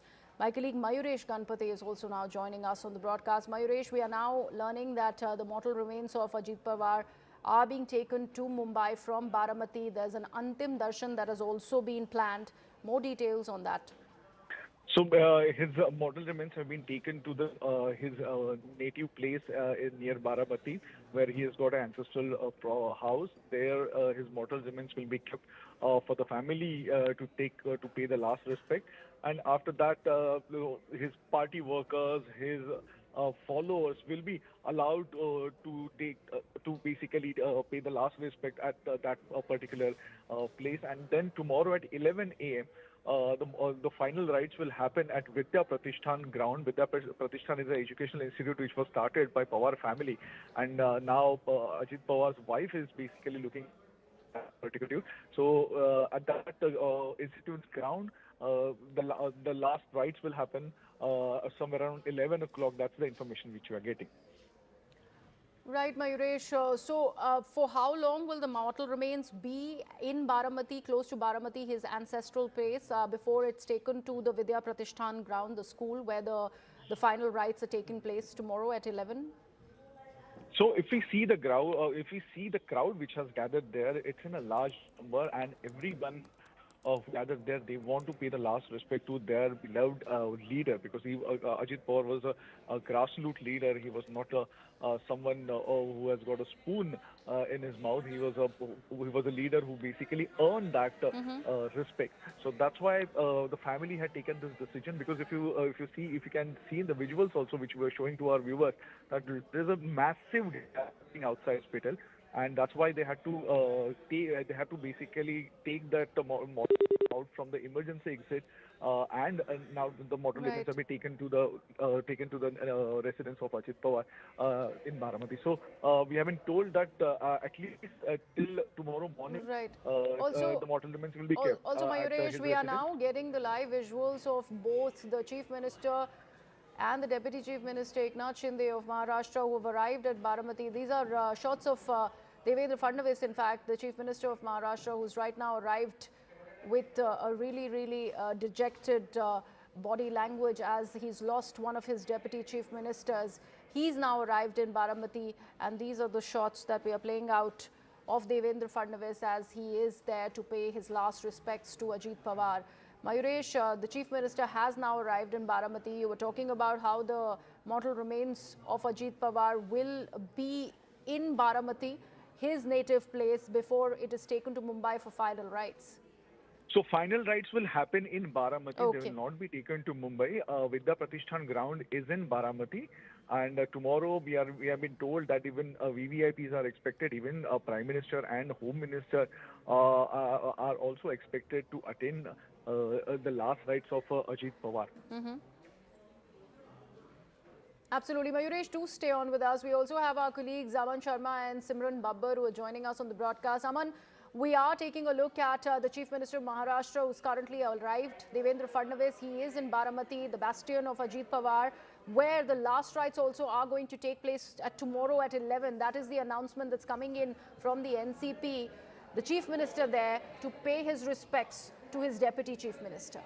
Well, yes, you can see, political leaders from Maharashtra, all the top leaders. You see the Chief Minister, Mr. Devendra Fadnavis, there at the native village in Baramati of Ajit Pawar to pay his last respects to Mr. Ajit Pawar. This will be a state funeral to be carried out tomorrow morning at 11 a.m. and we're expecting all senior dignitaries. It is expected even the Prime Minister, Mr. Home Minister, Mr. Amit Shah would be present in Baramati tomorrow when the last rites take place. And of course, the entire political class of Maharashtra will also be present. You can see Devendra Fadnavis there arriving in Baramati. Earlier you saw Supriya Sule and the wife of late Ajit Pawar coming from Delhi. They were of course here for the Parliament I'll session. come back to you in just a bit. We have Mr. Nana Patole who's joining us on the broadcast. Nana जी बहुत शुक्रिया हमारे साथ जुड़ने के लिए. बहुत ही कठिन वक्त है और इस वक्त में आपसे बात हो रही है. अजीत दादा की मेमोरीज जो आप साथ लेके चल रहे हैं उसके बारे में कुछ बताइए. देखो, अजीत दादा एक ऐसे लीडर थे महाराष्ट्र में कि और प्रशासकीय व्यवस्था पे उनका एक अच्छा कंट्रोल था और उनके जबान के पक्के थे और एक विजन था उनके पास में महाराष्ट्र के विकास का और एक जिद्दी स्वभाव के एक नेता थे और मैं उनके साथ में गए 25 साल से मैं असेंबली में हूँ 25 साल से मैं उनके साथ काम कर रहा हूँ और एक सुबह से लेके 7 बजे से लेके तो रात तक लोगों के काम करने में ही जुटे रहते थे और बहुत बड़ा नुकसान इस घटना से महाराष्ट्र का हुआ है, महाराष्ट्र के विजन का भी हुआ है। जी, स्टेट फ्यूनरल अनाउंस हुआ है नाना जी, 3 दिन का शोक महाराष्ट्र में मनाया जाएगा। आप भी बारामती जाएंगे? जी हम जाएंगे, हाँ उसका प्लान कर रहे हैं। मैं अभी भंडारा डिस्ट्रिक्ट में हूँ जी, यहाँ से तुलना बहुत डिस्टेंस पे, फ्लाइट का भी अवेलेबिलिटी नहीं है। चलिए कोशिश हम कर रहे हैं। जी, बहुत ही अहम एक रोल रहा है अजीत पवार का महाराष्ट्र पॉलिटिक्स में। आपने उसका जिक्र किया था जब हमारे साथ जुड़े आप। एक लव हेट रिलेशनशिप भी है कांग्रेस का, एनसीपी जब स्प्लिट हुई थी, लेकिन किस तरह से आप देखते हैं, अब वो नहीं है हमारे बीच में, लेकिन कैसे देखते हैं जो उनका पूरा टेन्योर रहा है, एक record term deputy chief minister रहे हैं अक्रॉस पार्टी लाइंस महाराष्ट्र में? देखो पवार परिवार का तो आपको पता है कि वो सत्ता में ही उनकी भागीदारी रहना चाहिए, उस लेवल पे वो लोग काम करते हैं। लेकिन अजित पवार जी जब पहली बार मेंबर ऑफ पार्लियामेंट बने थे, वो कांग्रेस की टिकट पे मेंबर ऑफ पार्लियामेंट बने थे। कुछ दिन वो 5 साल वहीं रहे, फिर 5 साल के बाद राज्य में वापस आए। राज्य में ही उन्हें राजनीति को अपना मजबूती से काम करना शुरू किया और जब कांग्रेस से राष्ट्रवादी अलग हुई और उसमें भी अहम रोल ये अजित पवार का रहा है। जी। और फिर अभी शरद पवार से जब अलग हुए तो विकास के नाम से अलग हुए, उनने अपना एक ग्रुप बनाया, उसके रिजल्ट भी उनको आए और एक नई जनरेशन को विजन देने वाला नेता था और इसलिए लोग उससे जुड़ते थे। जी जी, नाना जी, दीपक केसरकर भी हमारे साथ जुड़ रहे हैं। दीपक जी, आप किस तरह से देखेंगे, if one looks back at Ajit Pawar, the legacy that he leaves behind, tough administrator कहा जाता था उनको, अजीत दादा को। बिल्कुल, ये बहुत ही दुखद घटना है और एक बहुत अच्छे लीडर को आज हमने खोया है। अजीत दादा तो अपने वक्त के बारे में बहुत पर्टिकुलर थे, बहुत सुबह से काम चालू कर देते थे 7 बजे से और एडमिनिस्ट्रेशन पे उनका पूरा कंट्रोल था। बोलने में थोड़ा सा कुछ बोले भी तो मन में कुछ नहीं रहता था, इसलिए लोग भी अगर वो कुछ बोलते हैं तो उसको ज़्यादा सीरियसली नहीं लेते थे, उनका आदर करते थे और वो स्पिरिट में वो लोग लेते थे क्योंकि काम ज़्यादा से ज़्यादा होना उनके लिए अहमियत रखता था और इसीलिए पूरा हमारे जो एडमिनिस्ट्रेशन है उस पर उनका पूरा कंट्रोल था। समय पे खुद भी आते थे, समय पे सब काम करते थे और एक महाराष्ट्र की असेट थे वो। जी, दीपक जी, अभी से सक्सेशन की बात शुरू हो गई है, बहुत ही इंपॉर्टेंट पोर्टफोलियो भी वो होल्ड कर रहे थे। Other than being the deputy chief minister of Maharashtra, finance का पोर्टफोलियो उनके पास था। तो अब महायुति को आगे बढ़कर सोचना पड़ेगा कि ये 3 दिन का जो एक शोक है, जब वो ख़त्म होता है तो आगे कैसे जो नई दिशा है उसको निर्धारित करना है। क्या अभी पार्टी उस लाइन पे सोच रही है? नहीं, ये तो एनसीपी को डिसाइड करना है क्योंकि एक ऐसा लॉस है जिसके बारे में किसी ने सोचा भी नहीं था। तो कौन आगे चल के उनकी जगह लेगा, ये तो उनके फैमिली को भी सोचना चाहिए। और देवेंद्र जी भी बारामती में है और एक नाथ शिंदे जी भी है, तो सब लोग इकट्ठा बैठ के एक अच्छी टीम फिर से काम करे, इसके लिए जो भी करना है उसका फैसला लेंगे, ऐसे मुझे लगता है। नाना पटोले जी, जब बीएमसी के चुनाव हुए थे और जब शरद पवार, अजीत पवार साथ में आए थे, तब ये बात शुरू हो गई थी कि ये जो 2 फैक्शंस एनसीपी के थे, राष्ट्रवादी के जो थे, वो अलग हुए थे, वो कैसे मर्जर एक हो सकता है आगे चल के। अब इस अनफॉर्चुनेट दिन पे भी वो बातें सामने आ रही हैं, कैसे इसको देखते हैं? देखो, हमें तो हमेशा लगता था कि अजीत दादा और पवार साहब एक साथ आए, फैमिली एक साथ रहे। ये हम लोग तो जब भी कोई हम लोगों को मीडिया पूछती थी तो हम लोग उनको बधाई देते थे कि ऐसे रहना चाहिए, क्योंकि एक परिवार के साथ रहे तो उसका एक अलग आनंद होता है। और जब ये दोनों साथ आए तो हमें खुशी हुई, हमने बधाई दी। कई राजनीतिक दलों ने उसको ऊपर टीका टिप्पणी की है, लेकिन हम चाहते थे कि वो दोनों परिवार एक साथ रहें। तो मुझे लगता है कि अब वो जैसे हमारे दीपक जी ने कहा कि अब उनके फैमिलीज उसके डिसीजन लेंगे, वो क्योंकि उनके पार्टी का डिसीजन है, वो कैसे लेना है उनका इशू है। हमें लगता है कि ये समय ये इस विषय में चर्चा नहीं करना है। ये समय में मुझे लगता है कि जो नुकसान आज महाराष्ट्र का हुआ है, उससे महाराष्ट्र में ही इस घटना को बहुत दुखद माना जा रहा है। और जो भी पॉलिटिकल होगा वो तो आने वाले दिनों में आपके सबके सामने आएगा ही।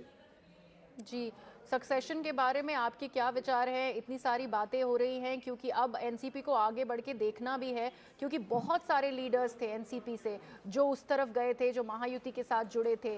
अब जाके क्या शरद पवार के साथ सामने आएंगे और कौन उनकी जगह लेगा, अजीत पवार की जगह लेंगे, ये बड़ा सवाल है। नाना पटोले जी। जी, तो वही मैं आपको कहा कि अभी ये समय नहीं है कि इस विषय पे बात करने की। जी। मुझे लगता है कि 3 दिन के बाद ये सब चलेगा, क्योंकि ये महायुति की सरकार है, उनके पास मेजॉरिटी है। जी। अब वैसे भी फैक्शन इनके महायुति में चुनाव में, लोकल बॉडीज चुनाव में आए थे, लेकिन अब और क्या होता है, आगे आगे क्या होता है, उसके बारे में देखने का ही समय है। इस पर अभी डिस्कशन करने का कोई अर्थ नहीं है, ऐसा मुझे समझता है। जी, नाना पटोले जी और दीपक जी, बहुत बहुत शुक्रिया हमारे साथ जुड़ने के लिए। And with that I am handing it over to my colleague Shivani Gupta. She has some aviation experts now joining her on the broadcast. Let's take a look. That's right. The big question right now in everybody's mind is exactly what went wrong.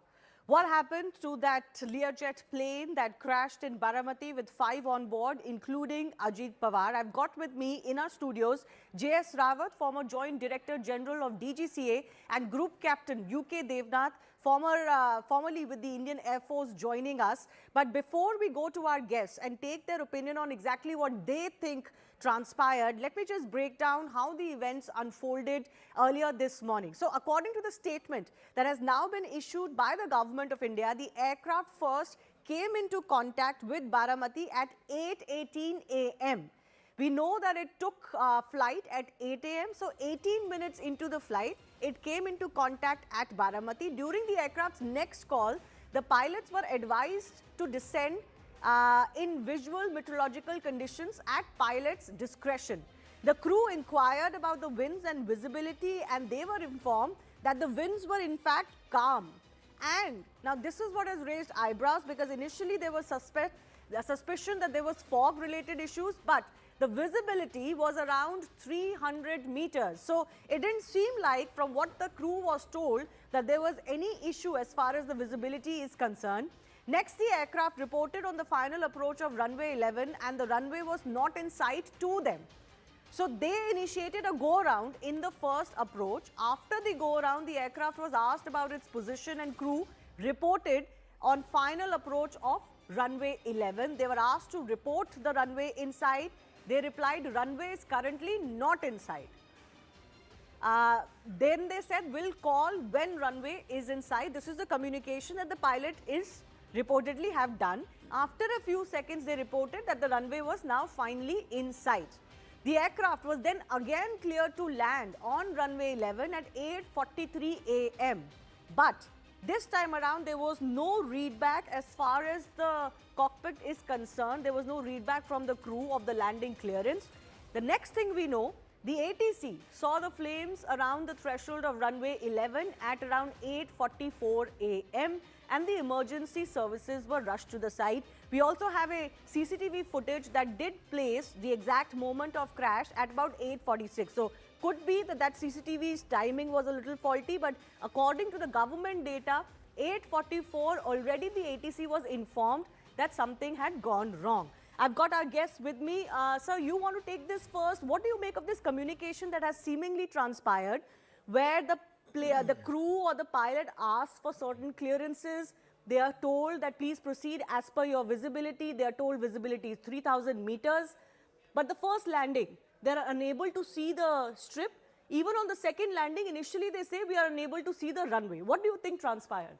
Shivani, what happens whenever an aircraft is approaching for landing in VFR, that is visual met conditions, visual flight conditions, the pilot has to depend upon his eyes. He has to pick up the runway with his eyes and then land. Now what happens, normally it is expected that visibility is good. By this we mean visibility for the runway is visible from a distance of 5 km, 4 km. A runway is visible definitely from a distance of 3 km. Any visibility which is beyond less than 2.5 km is a little challenging issue for the pilot. In this case, it was 3 kilometers, at least as far as the official confirmation is concerned. So do you think that was sufficient in most conditions? Shivani, 3 km VFR landings can be made. An experienced pilot who has been cleared to land at that runway can make it. What happens before any pilot is cleared to land at any airfield, Baramati is a classic example, he is also cleared by a senior pilot or by an examiner before that, who explains him the ground features, limitations of that airfield, peculiarities of that runway, and clears him to land. So 3 kilometers is a touch and go figure.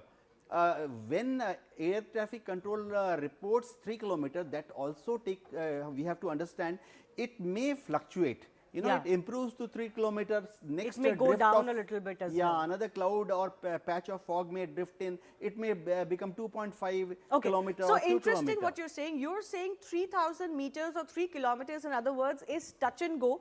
Particularly for what was a tabletop runway strip. Does that make a difference to this situation? Definitely, a tabletop runway makes a difference because see, the pilot has to depend upon visual cues to land. Now, we use in aviation a word called perspective. We look at the perspective of the runway, how it appears to the pilot. So, when I am on a correct alignment and a correct glide slope, which is say about 3 degrees, that time runway looks in a particular manner. But if it is a tabletop runway, what happens in a normal case, there is a runway and the ground from runway till the aircraft under the pilot is flat. But in a tabletop runway, what happens, ground is slowly coming up. So it may lead to certain amount of visual discomfort. Not exactly a disorientation, but pilot sometimes may take some miscue from the upcoming terrain. So then what happens, Mr. Rawat, if you also want to come in here, we have this sequence of events where there was a back and forth communication. First, the crew is told that, okay, you go ahead as per, you know, your visibility or your comfort level. The pilot does attempt the first landing, goes around, clearly that landing wasn't successful or that attempt wasn't successful. But even in the second landing, the ATS is telling the pilot that, okay, you know, tell us if you can see the runway. The pilot or the crew is maintaining that they cannot see the runway, but they continue going for it. Then a few seconds later, they report, okay, we have the runway in sight, but then maybe a minute later itself, we get to know that the flight has crashed. So what do you read into this sequence of events? The first of all, that whatever the visibility is given 3,000 meters, because it is an uncontrolled airfield. Uncontrolled airfield, there is no proper ATC. Where MET report is also not taken from the site. Yeah. Whatever the visibility is, there is 3,000 meters. It may have been taken from some city point where that's MET office. It is not actual on the ground at the site. Okay. So that is one thing. What I understand and what I got the information also, that visibility was not good. Not good. That's why he was not able to sight the runway. But then what happens if the pilot or the plane keeps going even for the second attempt when they couldn't see the runway? They kept waiting to see maybe it will come into sight, right? What are those moments like? You know, Shivani, what happens when a pilot is approaching a runway, we call the beginning of the runway as touchdown zone. So he is aiming for touchdown point. In the center point of that touchdown zone is called touchdown point. Now what happens, suppose there is a smog, then there is a phenomena called inversion layer. What happens, from ground up to a height of 100 feet, 200 feet, it may look clear, but a fog or a smog may be there between height of 200, 300, 400 feet, thin layer. Yeah. So when the pilot is still at a distance of 4 kilometer, 3 kilometer from touchdown point, his height is still 1000 feet, 800 feet. The slant visibility is okay. He feels that I can see the runway.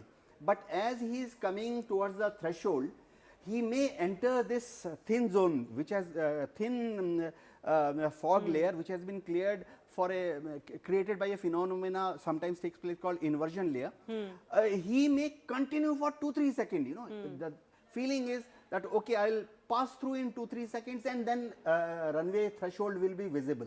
But it may happen that in this case may have happened that he has continued for 5, 6, 7 seconds inside that cloud or fog and couldn't make contact with the runway, and by 5th or 6th second he had descended a little below the glide path.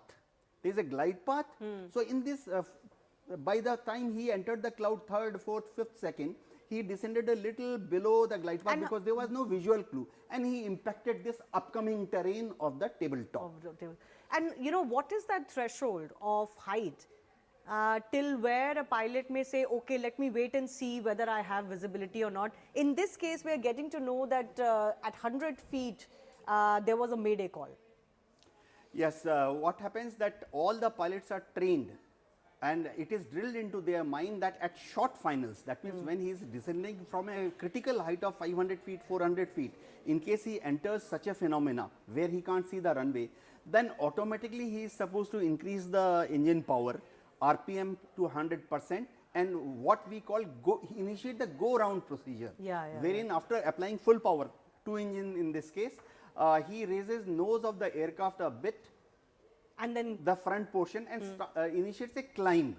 Thereafter he may like to do a circuit, come back, align again with the runway and land. Which was done after the first attempt had already failed. So what seems to be coming to light is that the plane or the pilot continued to see whether the visibility will become better. They also do mention that yes, they have the runway in sight eventually, but it could have been a miscalculation, or they have hit on a higher area, on a cliff kind of area near the runway, and the calculations may have gone wrong. But there are some other questions that are being raised as far as this crash is concerned. Did the landing gear snag cause such a crash? Because Learjets have previously reported a landing gear issue. There has been an issue with the gear subject to a detailed inquiry. Landing gear alert was issued by US Transportation Safety Board as well. And the alert recommended that the landing gear inspections may be done on many models. So, Mr. Rawat, I come with you to you on this. Do you think this could have been one of the issues?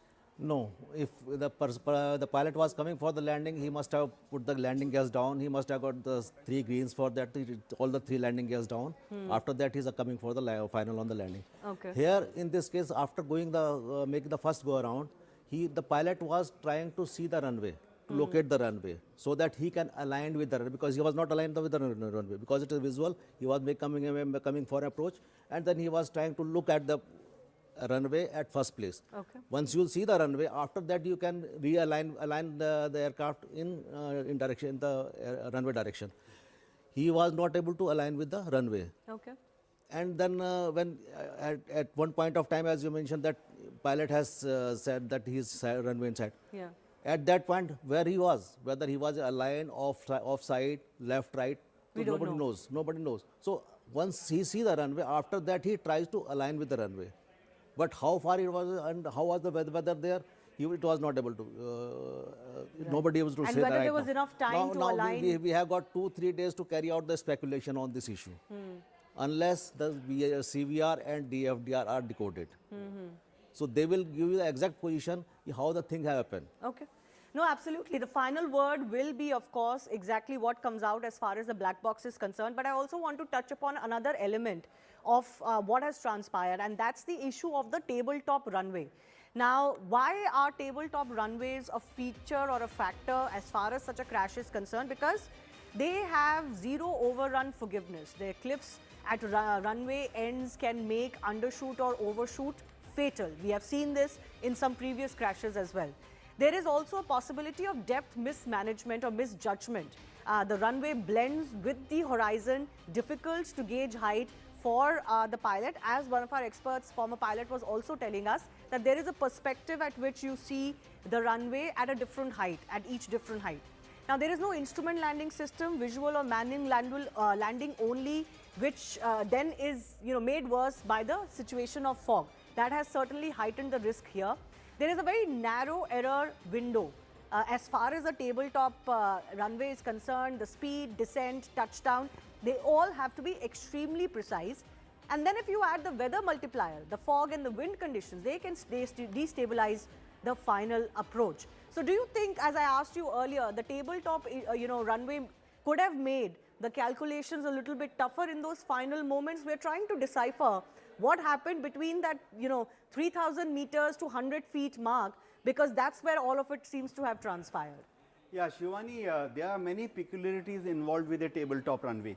As you have rightly brought out, another factor which works in such terrain which challenges the pilot quite a bit is updraft or downdraft. Since the terrain is not even, the mountain is coming up towards the runway, what happens, a horizontal wind which is blowing, maybe a speed of 10, 15 or 20 knots per hour, it hits the vertical part of the hill and that gets deflected upward. So there is an upward draft. Similarly, when it crosses the tabletop and goes on the leeward side, it descends down. The wind hits the mountain, climbs up, and then on the leeward side, wind goes down, descending down, so creates a downward draft. Now, any pilot has to be ready in case he is approaching for runway landing. In case there is an updraft, he judges it and then reduces the power and attitude of the aircraft up and down so as to overcome this effect of updraft and downdraft. It needs a certain amount of practice, but most of the pilots who are cleared to land on tabletop runways would have had done the training. that. It is in back of their mind. Shivani, what happens, I will tell you, 2 seconds. Once you enter a cloud, there is no visual clue. You are supposed to change over to instrument flying conditions. But when you are down to 400 feet, 300 feet, 200 feet, there is no chance of changing over to instruments. You have to, between both the pilots, one looks down at the instrument. The other has to do the other pilot looks at the runway and he hopes that now 2 seconds I will see the threshold.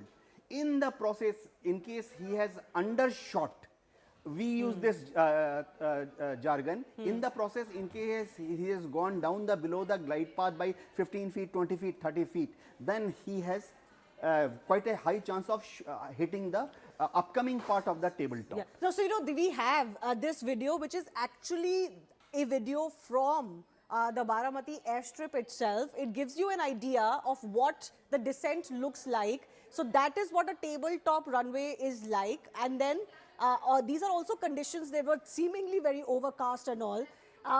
And this is, exactly the conditions in which the pilot could have been wanting to make that second landing attempt.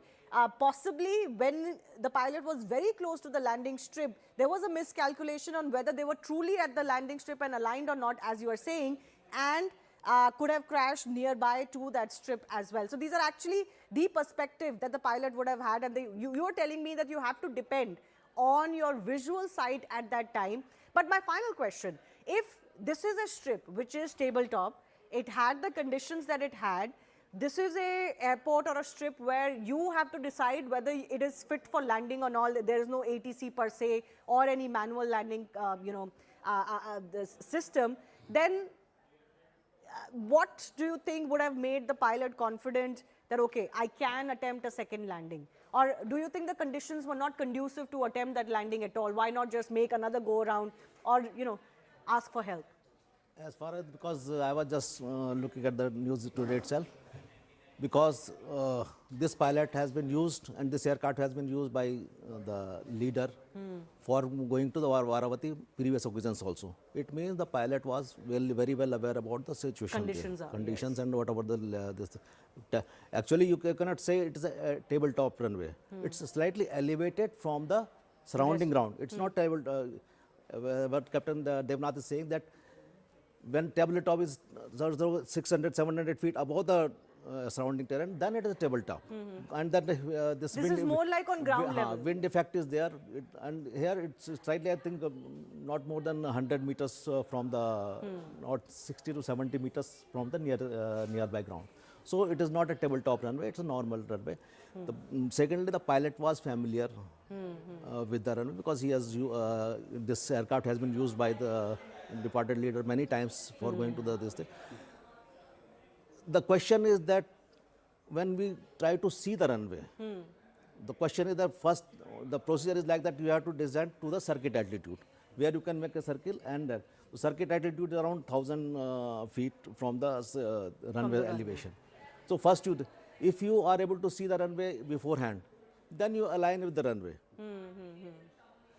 Because the pilot was familiar with the runway, so he must have taken some cue from the ground that okay, there I will find the runway. This will be the direction where I can find the runway. Okay. I can see the runway. So he has, and on the premises he has, and because he was maybe having the ground contact also, so he was descending on the premises.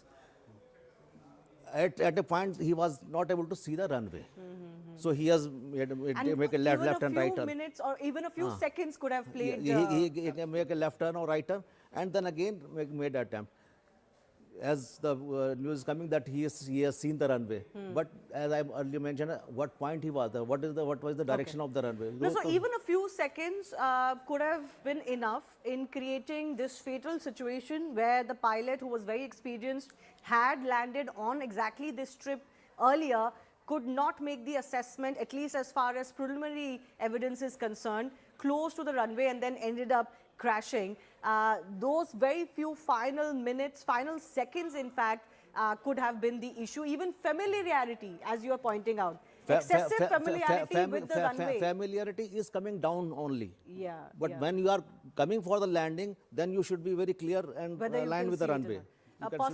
We don't know whether familiarity or familiar conditions created an aspect where the pilot felt that he could figure it out as he went down on the ground as well. I do thank both of our guests for joining us and for explaining to us exactly what could have happened. Important to understand from a pilot and from an aviation point of view what could have transpired, because certainly only preliminary information is available right now. On that note, I'm tossing across to my colleague Akansha, joining you to take the news forward. Many thanks to you, Shivani. As we all know, the big news that has shaken not just Maharashtra politics but all of the entire nation is Maharashtra's long-standing Deputy Chief Minister Ajit Pawar's passing away in a tragic plane crash in Baramati during an attempted landing in dense fog. There were no survivors on board. Pawar was en route from Mumbai to Baramati for campaign work when the Learjet 45 went down and caught fire. Footage shows the aircraft in pieces and ablaze at the crash site. Maharashtra, of course, has announced a 3-day state mourning with flags lowered in tribute. Aviation authorities and DGCA have launched a formal investigation into the crash.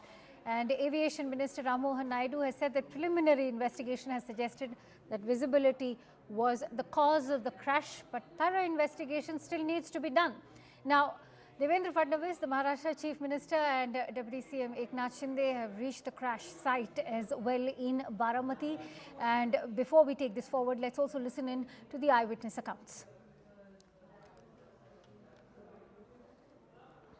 ये हमने देखा कि airplane जब नीचे आया था ऐसा लग रहा था उसका क्रैश हो जाएगा ऐसा हम सोच रहे थे, तभी क्रैश हो गया। हम देखे कि हमें लगा नहीं क्रैश हो गया है, लेकिन एयर ट्रैप पे उतरेगा ऐसा लगा, उतर रहा है, लेकिन क्रैप हुआ और उसके बाद स्फोट हो गया उसका ज़बरदस्त। स्फोट होने के बाद वो हम देखने आए, पहले देखा तो उसको आग लगी थी पूरे प्लेन को, और उसके बाद 4-5 स्फोट हो गया विमान में उसका, और उसके बाद बहुत लोग आ गए और उसने निकालने की कोशिश की, लेकिन बड़ी आग लगी, उसके कारण कोई मदद नहीं कर सकता। ये एयर स्ट्रिप है, जो भी फ्लाइट और जो भी सब इसी जगह पर लैंड होती हैं, और लैंड होने के बाद यहाँ पे ये रनवे खत्म हो जाता है। अब देखिए, ये जो पूरा इलाका है वो ओपन इलाका है, और जहाँ पर आप सामने जो एम्बुलेंस देख रहे हैं वहाँ पर ये प्लेन जो है वो अजीत पवार का क्रैश हुआ है। मैं अपने कैमरामैन राजेश को बोलूंगा कि अगर आपको नजदीक जाके दिखाए कि किस तरीके से ये पूरा घटना घटी है। जो टीम है वो मौके पर पहुंच चुकी है। तमाम जो लोग हैं, जो फायर ब्रिगेड की टीम है और एफएसएल की टीम है, वो मौके पर हैं और लगातार जैसे जैसे सूचना मिलती जा रही है कि ये स्पॉट है, वहां पे एनसीपी के कार्यकर्ता बड़ी तादाद में जो लोग हैं वो यहाँ पे धीरे धीरे इकट्ठे हो रहे हैं।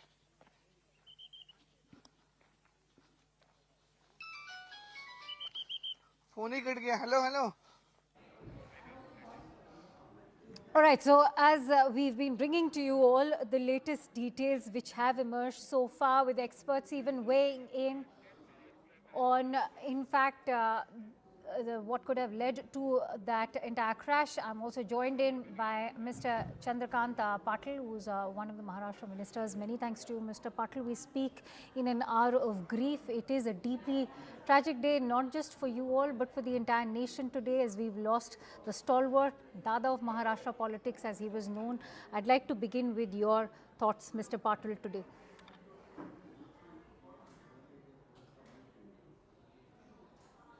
Mr. Patil, can you hear me?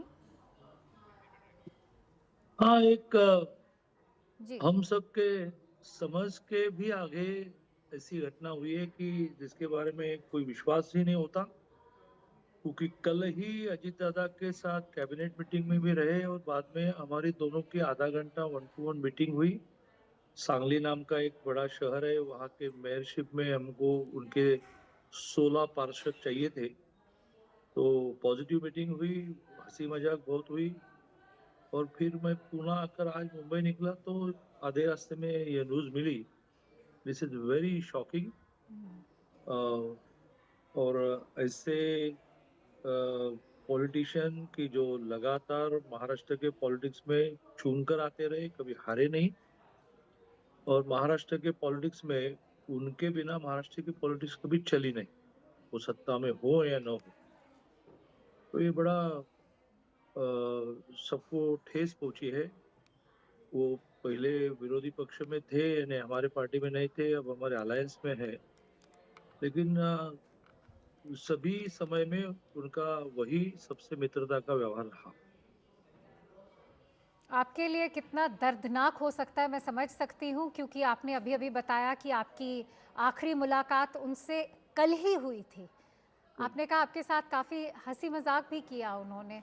आपकी उनकी जो लास्ट मेमोरी है, I am sure you must have been haunted by his face even today. Can you share that last memory with us for our viewers today? जैसे कल उन्होंने आखिरी में उठते वक्त कहा कि भाई चुनाव 29 कॉरपोरेशन के हुए, पुणे में मैं भी एमएलए हूँ और वो पालक मंत्री गार्डियन मिनिस्टर है, तो एक दूसरे के खिलाफ लड़े तो बहुत एक दूसरे को बोले। तो उन्होंने कहा हाथ पकड़कर, भाई ये चुनाव में चलता है? मैंने कहा कि हाँ, मैं भी जानता हूँ चलता है, हमने कहा दिमाग में रखा है। तो ऐसा उनका स्वभाव था कि प्रशासन में बहुत हार्ड थे, डांटते थे लोगों को, लेकिन प्रशासन को डांटने में भी पर्सनल इंटरेस्ट नहीं रहता था, लोगों के इशू पर डांटते थे। कोई ट्रैफिक वाला मामला हो, कोई एक्सीडेंट हो, कोई गवर्नमेंट डिसीजन का इम्प्लीमेंटेशन ठीक तरह से ना हो, बहुत डांटते थे लोग, डरते थे उनको। लेकिन डरने के बाद भी उनके बारे में एक ऐसा रिश्ता था कि सामान्य व्यक्ति भी उनके पास जाकर अपनी समस्या रख सकता था। He was very easily available to all. You know, that's very interesting that you're saying that he was very easily available to all, something that even Prime Minister Modi has spoken about, which is his grassroots connect. Share with us about that grassroots connect. What were those virtues? उनकी ऐसी क्या qualities थी जो उनको आज भी लोगों के इतना करीब बनाती हैं कि क्रैश साइट के जो विजुअल्स आए हैं पाटिल साहब, वहाँ तक से लोगों का बिलबिलाकर रोना तक सुनाई दे रहा है। नहीं, ये तो बारामती के फोटोग्राफ्स आपने लिए हैं, पूरे महाराष्ट्र में अपने घर का आदमी ही गया है, ऐसे मनस्थिति में लोग हैं, क्योंकि कई लोगों को पर्सनल मेमोरी है। कल आए थे, परसों आए थे, घर में आए थे, चाय पिए थे।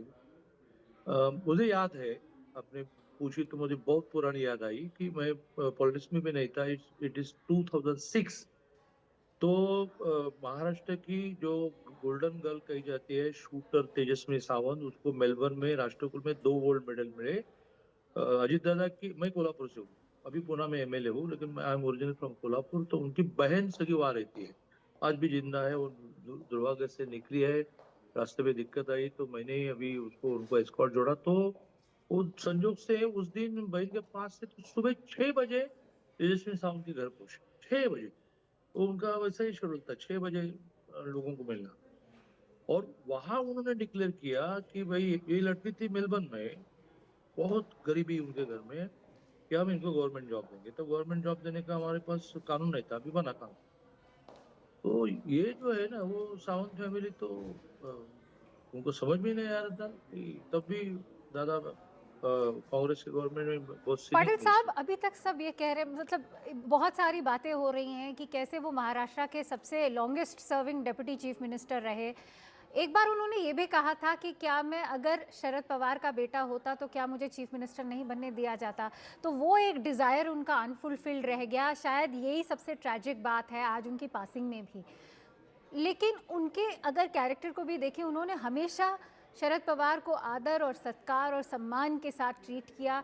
ये बात आपके लिए कितना रेजोनेट करती है कि भले ही आज वो 2 पॉलिटिकल फैक्शंस में हो पवार परिवार, लेकिन उन्होंने जो शरद पवार या सुप्रिया सूले को जो आदर सम्मान सत्कार देना चाहिए था एज अ फैमिली मेंबर, वो हमेशा दिया। शरद पवार जी की ये विशेषता ही है जो महाराष्ट्र के लिए देश के सभी लोगों ने उसको फॉलो करना चाहिए, कि उन्होंने, पॉलिटिक्स में क्या होता है कि फैमिली में दुर्लक्ष हो जाता है, घरों घर के नाते हम मेंटेन नहीं कर पाते, लेकिन शरद पवार जी ने अपने सारी फैमिली को इस तरह से जोड़ा, जी। तो कोई सोच भी नहीं सकता था कि अजित पवार बाहर निकले। शुरू में तो कई महीने लोगों को लगा कि भाई ये कोई स्ट्रेटेजी है क्या, लेकिन वो स्ट्रेटेजी नहीं थी। एक स्टेज ऐसे आई कि अजित पवार को ऐसा लगा कि भाई ये जी। हमेशा हमको कोई नया करने जी। नहीं देते। पर एक डिटेल में वो बड़ा विषय है, लेकिन बड़ी दुखी मन से अजित पवार बाहर निकले, क्योंकि रिश्ते अजित पवार जी ने सबके साथ ऑल फैमिली मेंबर कितने बनाए।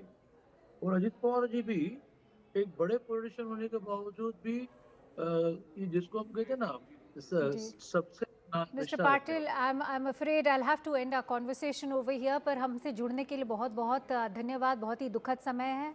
I'm quickly going to cut across to that walkthrough which is being brought to us from that crash site. Let's listen in over there.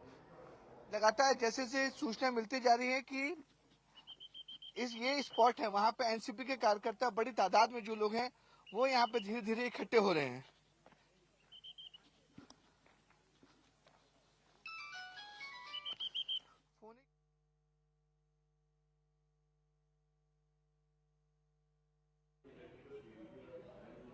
All right.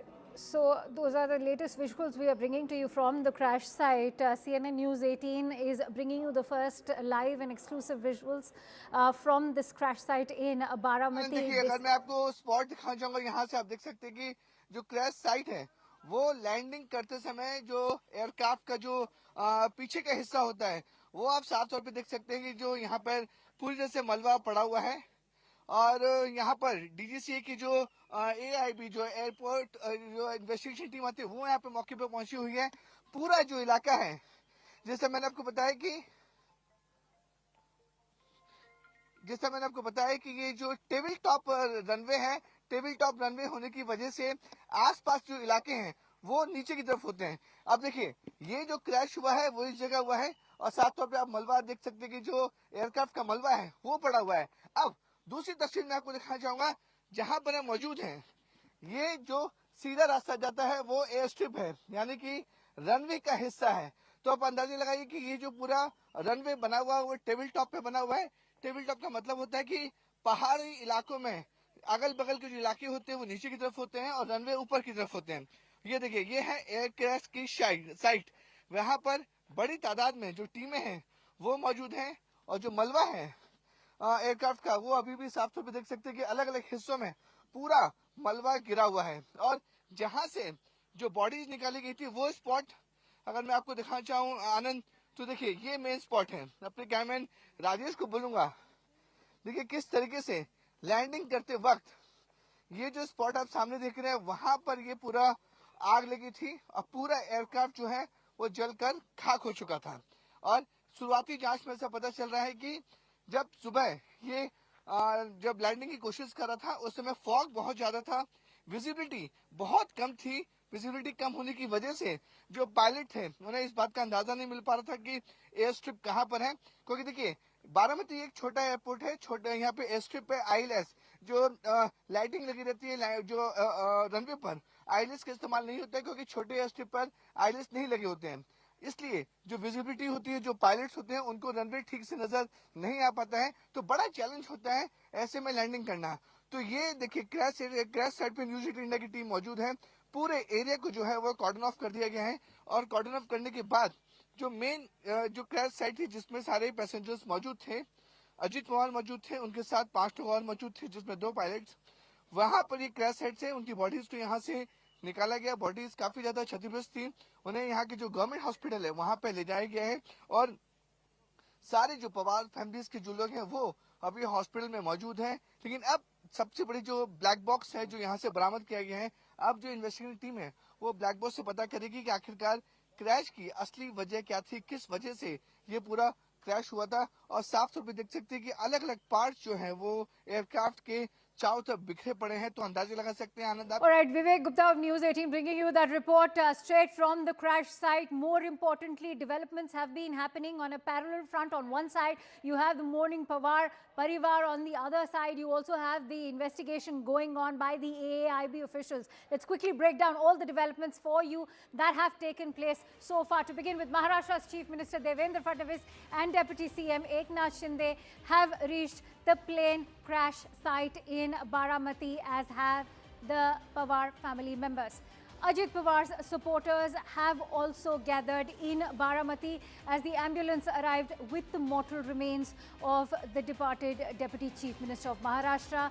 And Ajit Pawar's last rites, we are being told, are going to take place tomorrow in Baramati at around 11 a.m. Mortal remains of Ajit Pawar will also be placed at the Vidya Pratishtan School from 5 p.m. onwards to pay the last tributes starting today. The Maharashtra government has declared 3 days of state mourning across the entire state of Maharashtra as a mark of respect to the deceased Deputy Chief Minister. State mourning will be observed starting 28th of January, that is today, up until 30th of January, and during which the national flag will be flown at half-mast on all buildings. Prime Minister Narendra Modi has also spoken to the NCP SP Chief Sharad Pawar to express his condolences over the passing of Ajit Pawar in this tragic plane crash. Ajit Pawar's wife, Sunetra Pawar, remember, was in the national capital when this tragic news arrived. She reached Baramati along with her son, Parth Pawar, and the NCP SP Working President, Supriya Sule, after the tragic demise of the Maharashtra Deputy Chief Minister Ajit Pawar. Sharad Pawar has also reached Baramati after the plane crash to reach the plane crash site. In fact, he arrived at the plane crash site shortly, and in fact he is already at the hospital in Baramati where the mortal remains of Ajit Pawar were placed, and he should be arriving at the crash site, which we were showing to you as well. And expressing deep grief, the Aviation Minister Ram Mohan Naidu has said, and let me quote, "We will do the investigation in a transparent and accountable way to determine the exact cause of the crash." Providing preliminary details, Naidu has also explained that teams from the DGCA and the Aircraft Accident Investigation Bureau, or the AAIB, have been deployed to the site to conduct a thorough probe into the technical and environmental factors that have been involved. Let's also get you a sense of how the opposition is reacting. After Ajit Pawar's untimely death, Bengal's Chief Minister Mamata Banerjee has hinted at foul play. She wants a Supreme Court monitored probe into the plane crash. Now, after Mamata Banerjee seeking court-monitored probe into Ajit Pawar's death, the BJP has now trained its guns at Bengal's CM, saying that they are disgusted by her politics of opportunism. Such vulture-like behavior is avoidable in this hour of tragedy. With that, we're slipping into a quick break. Stay tuned to CNN News 18 as we bring you all the latest and live details from Baramati.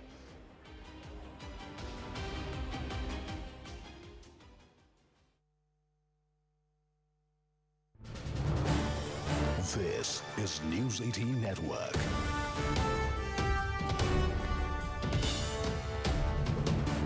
India's largest news network. All right, we're getting the first access to some CCTV visuals that have captured the crash of Ajit Pawar's plane and the one that was carrying 4 others. This is seemingly a roadside CCTV that has captured the moment of the crash.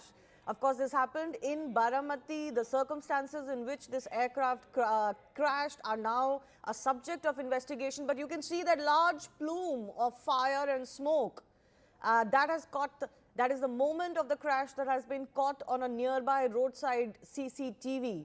It has happened close to what looks like a highway. There are there is not just traffic on that highway, but also seemingly certain other establishments, possibly a petrol pump or something like that. Some shops that are also visible, but clearly this is one of the first CCTV visuals that have come to light after this crash has taken place. A large fire engulfing that area and a cloud of smoke from the ground as well.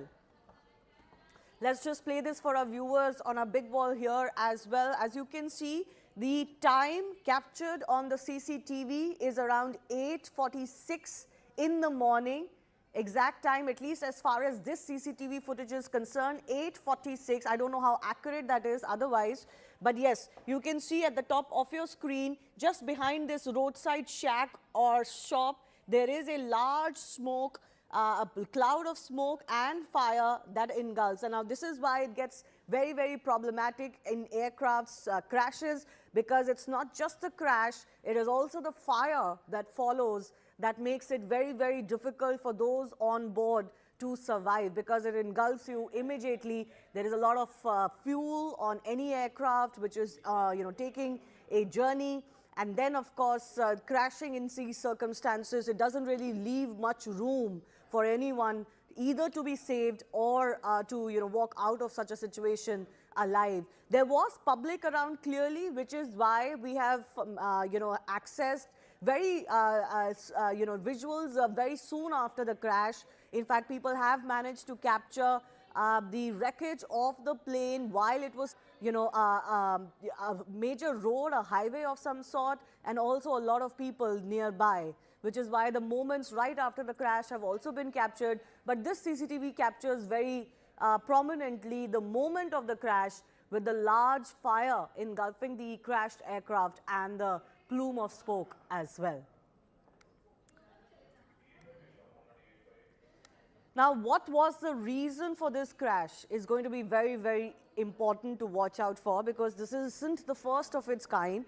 We've seen certain very tragic crashes take place, whether it's a light aircraft or a chopper, where several prominent personalities, especially politicians, have been lost in India. But Yesha continues to be with us. Yesha, this CCTV captures the moment of the crash. I'm not sure how much clues this CCTV footage would be able to give as far as investigators is concerned, but the moment of the crash and the aftermath being captured very clearly in this one. Absolutely, and like we've been speaking about, this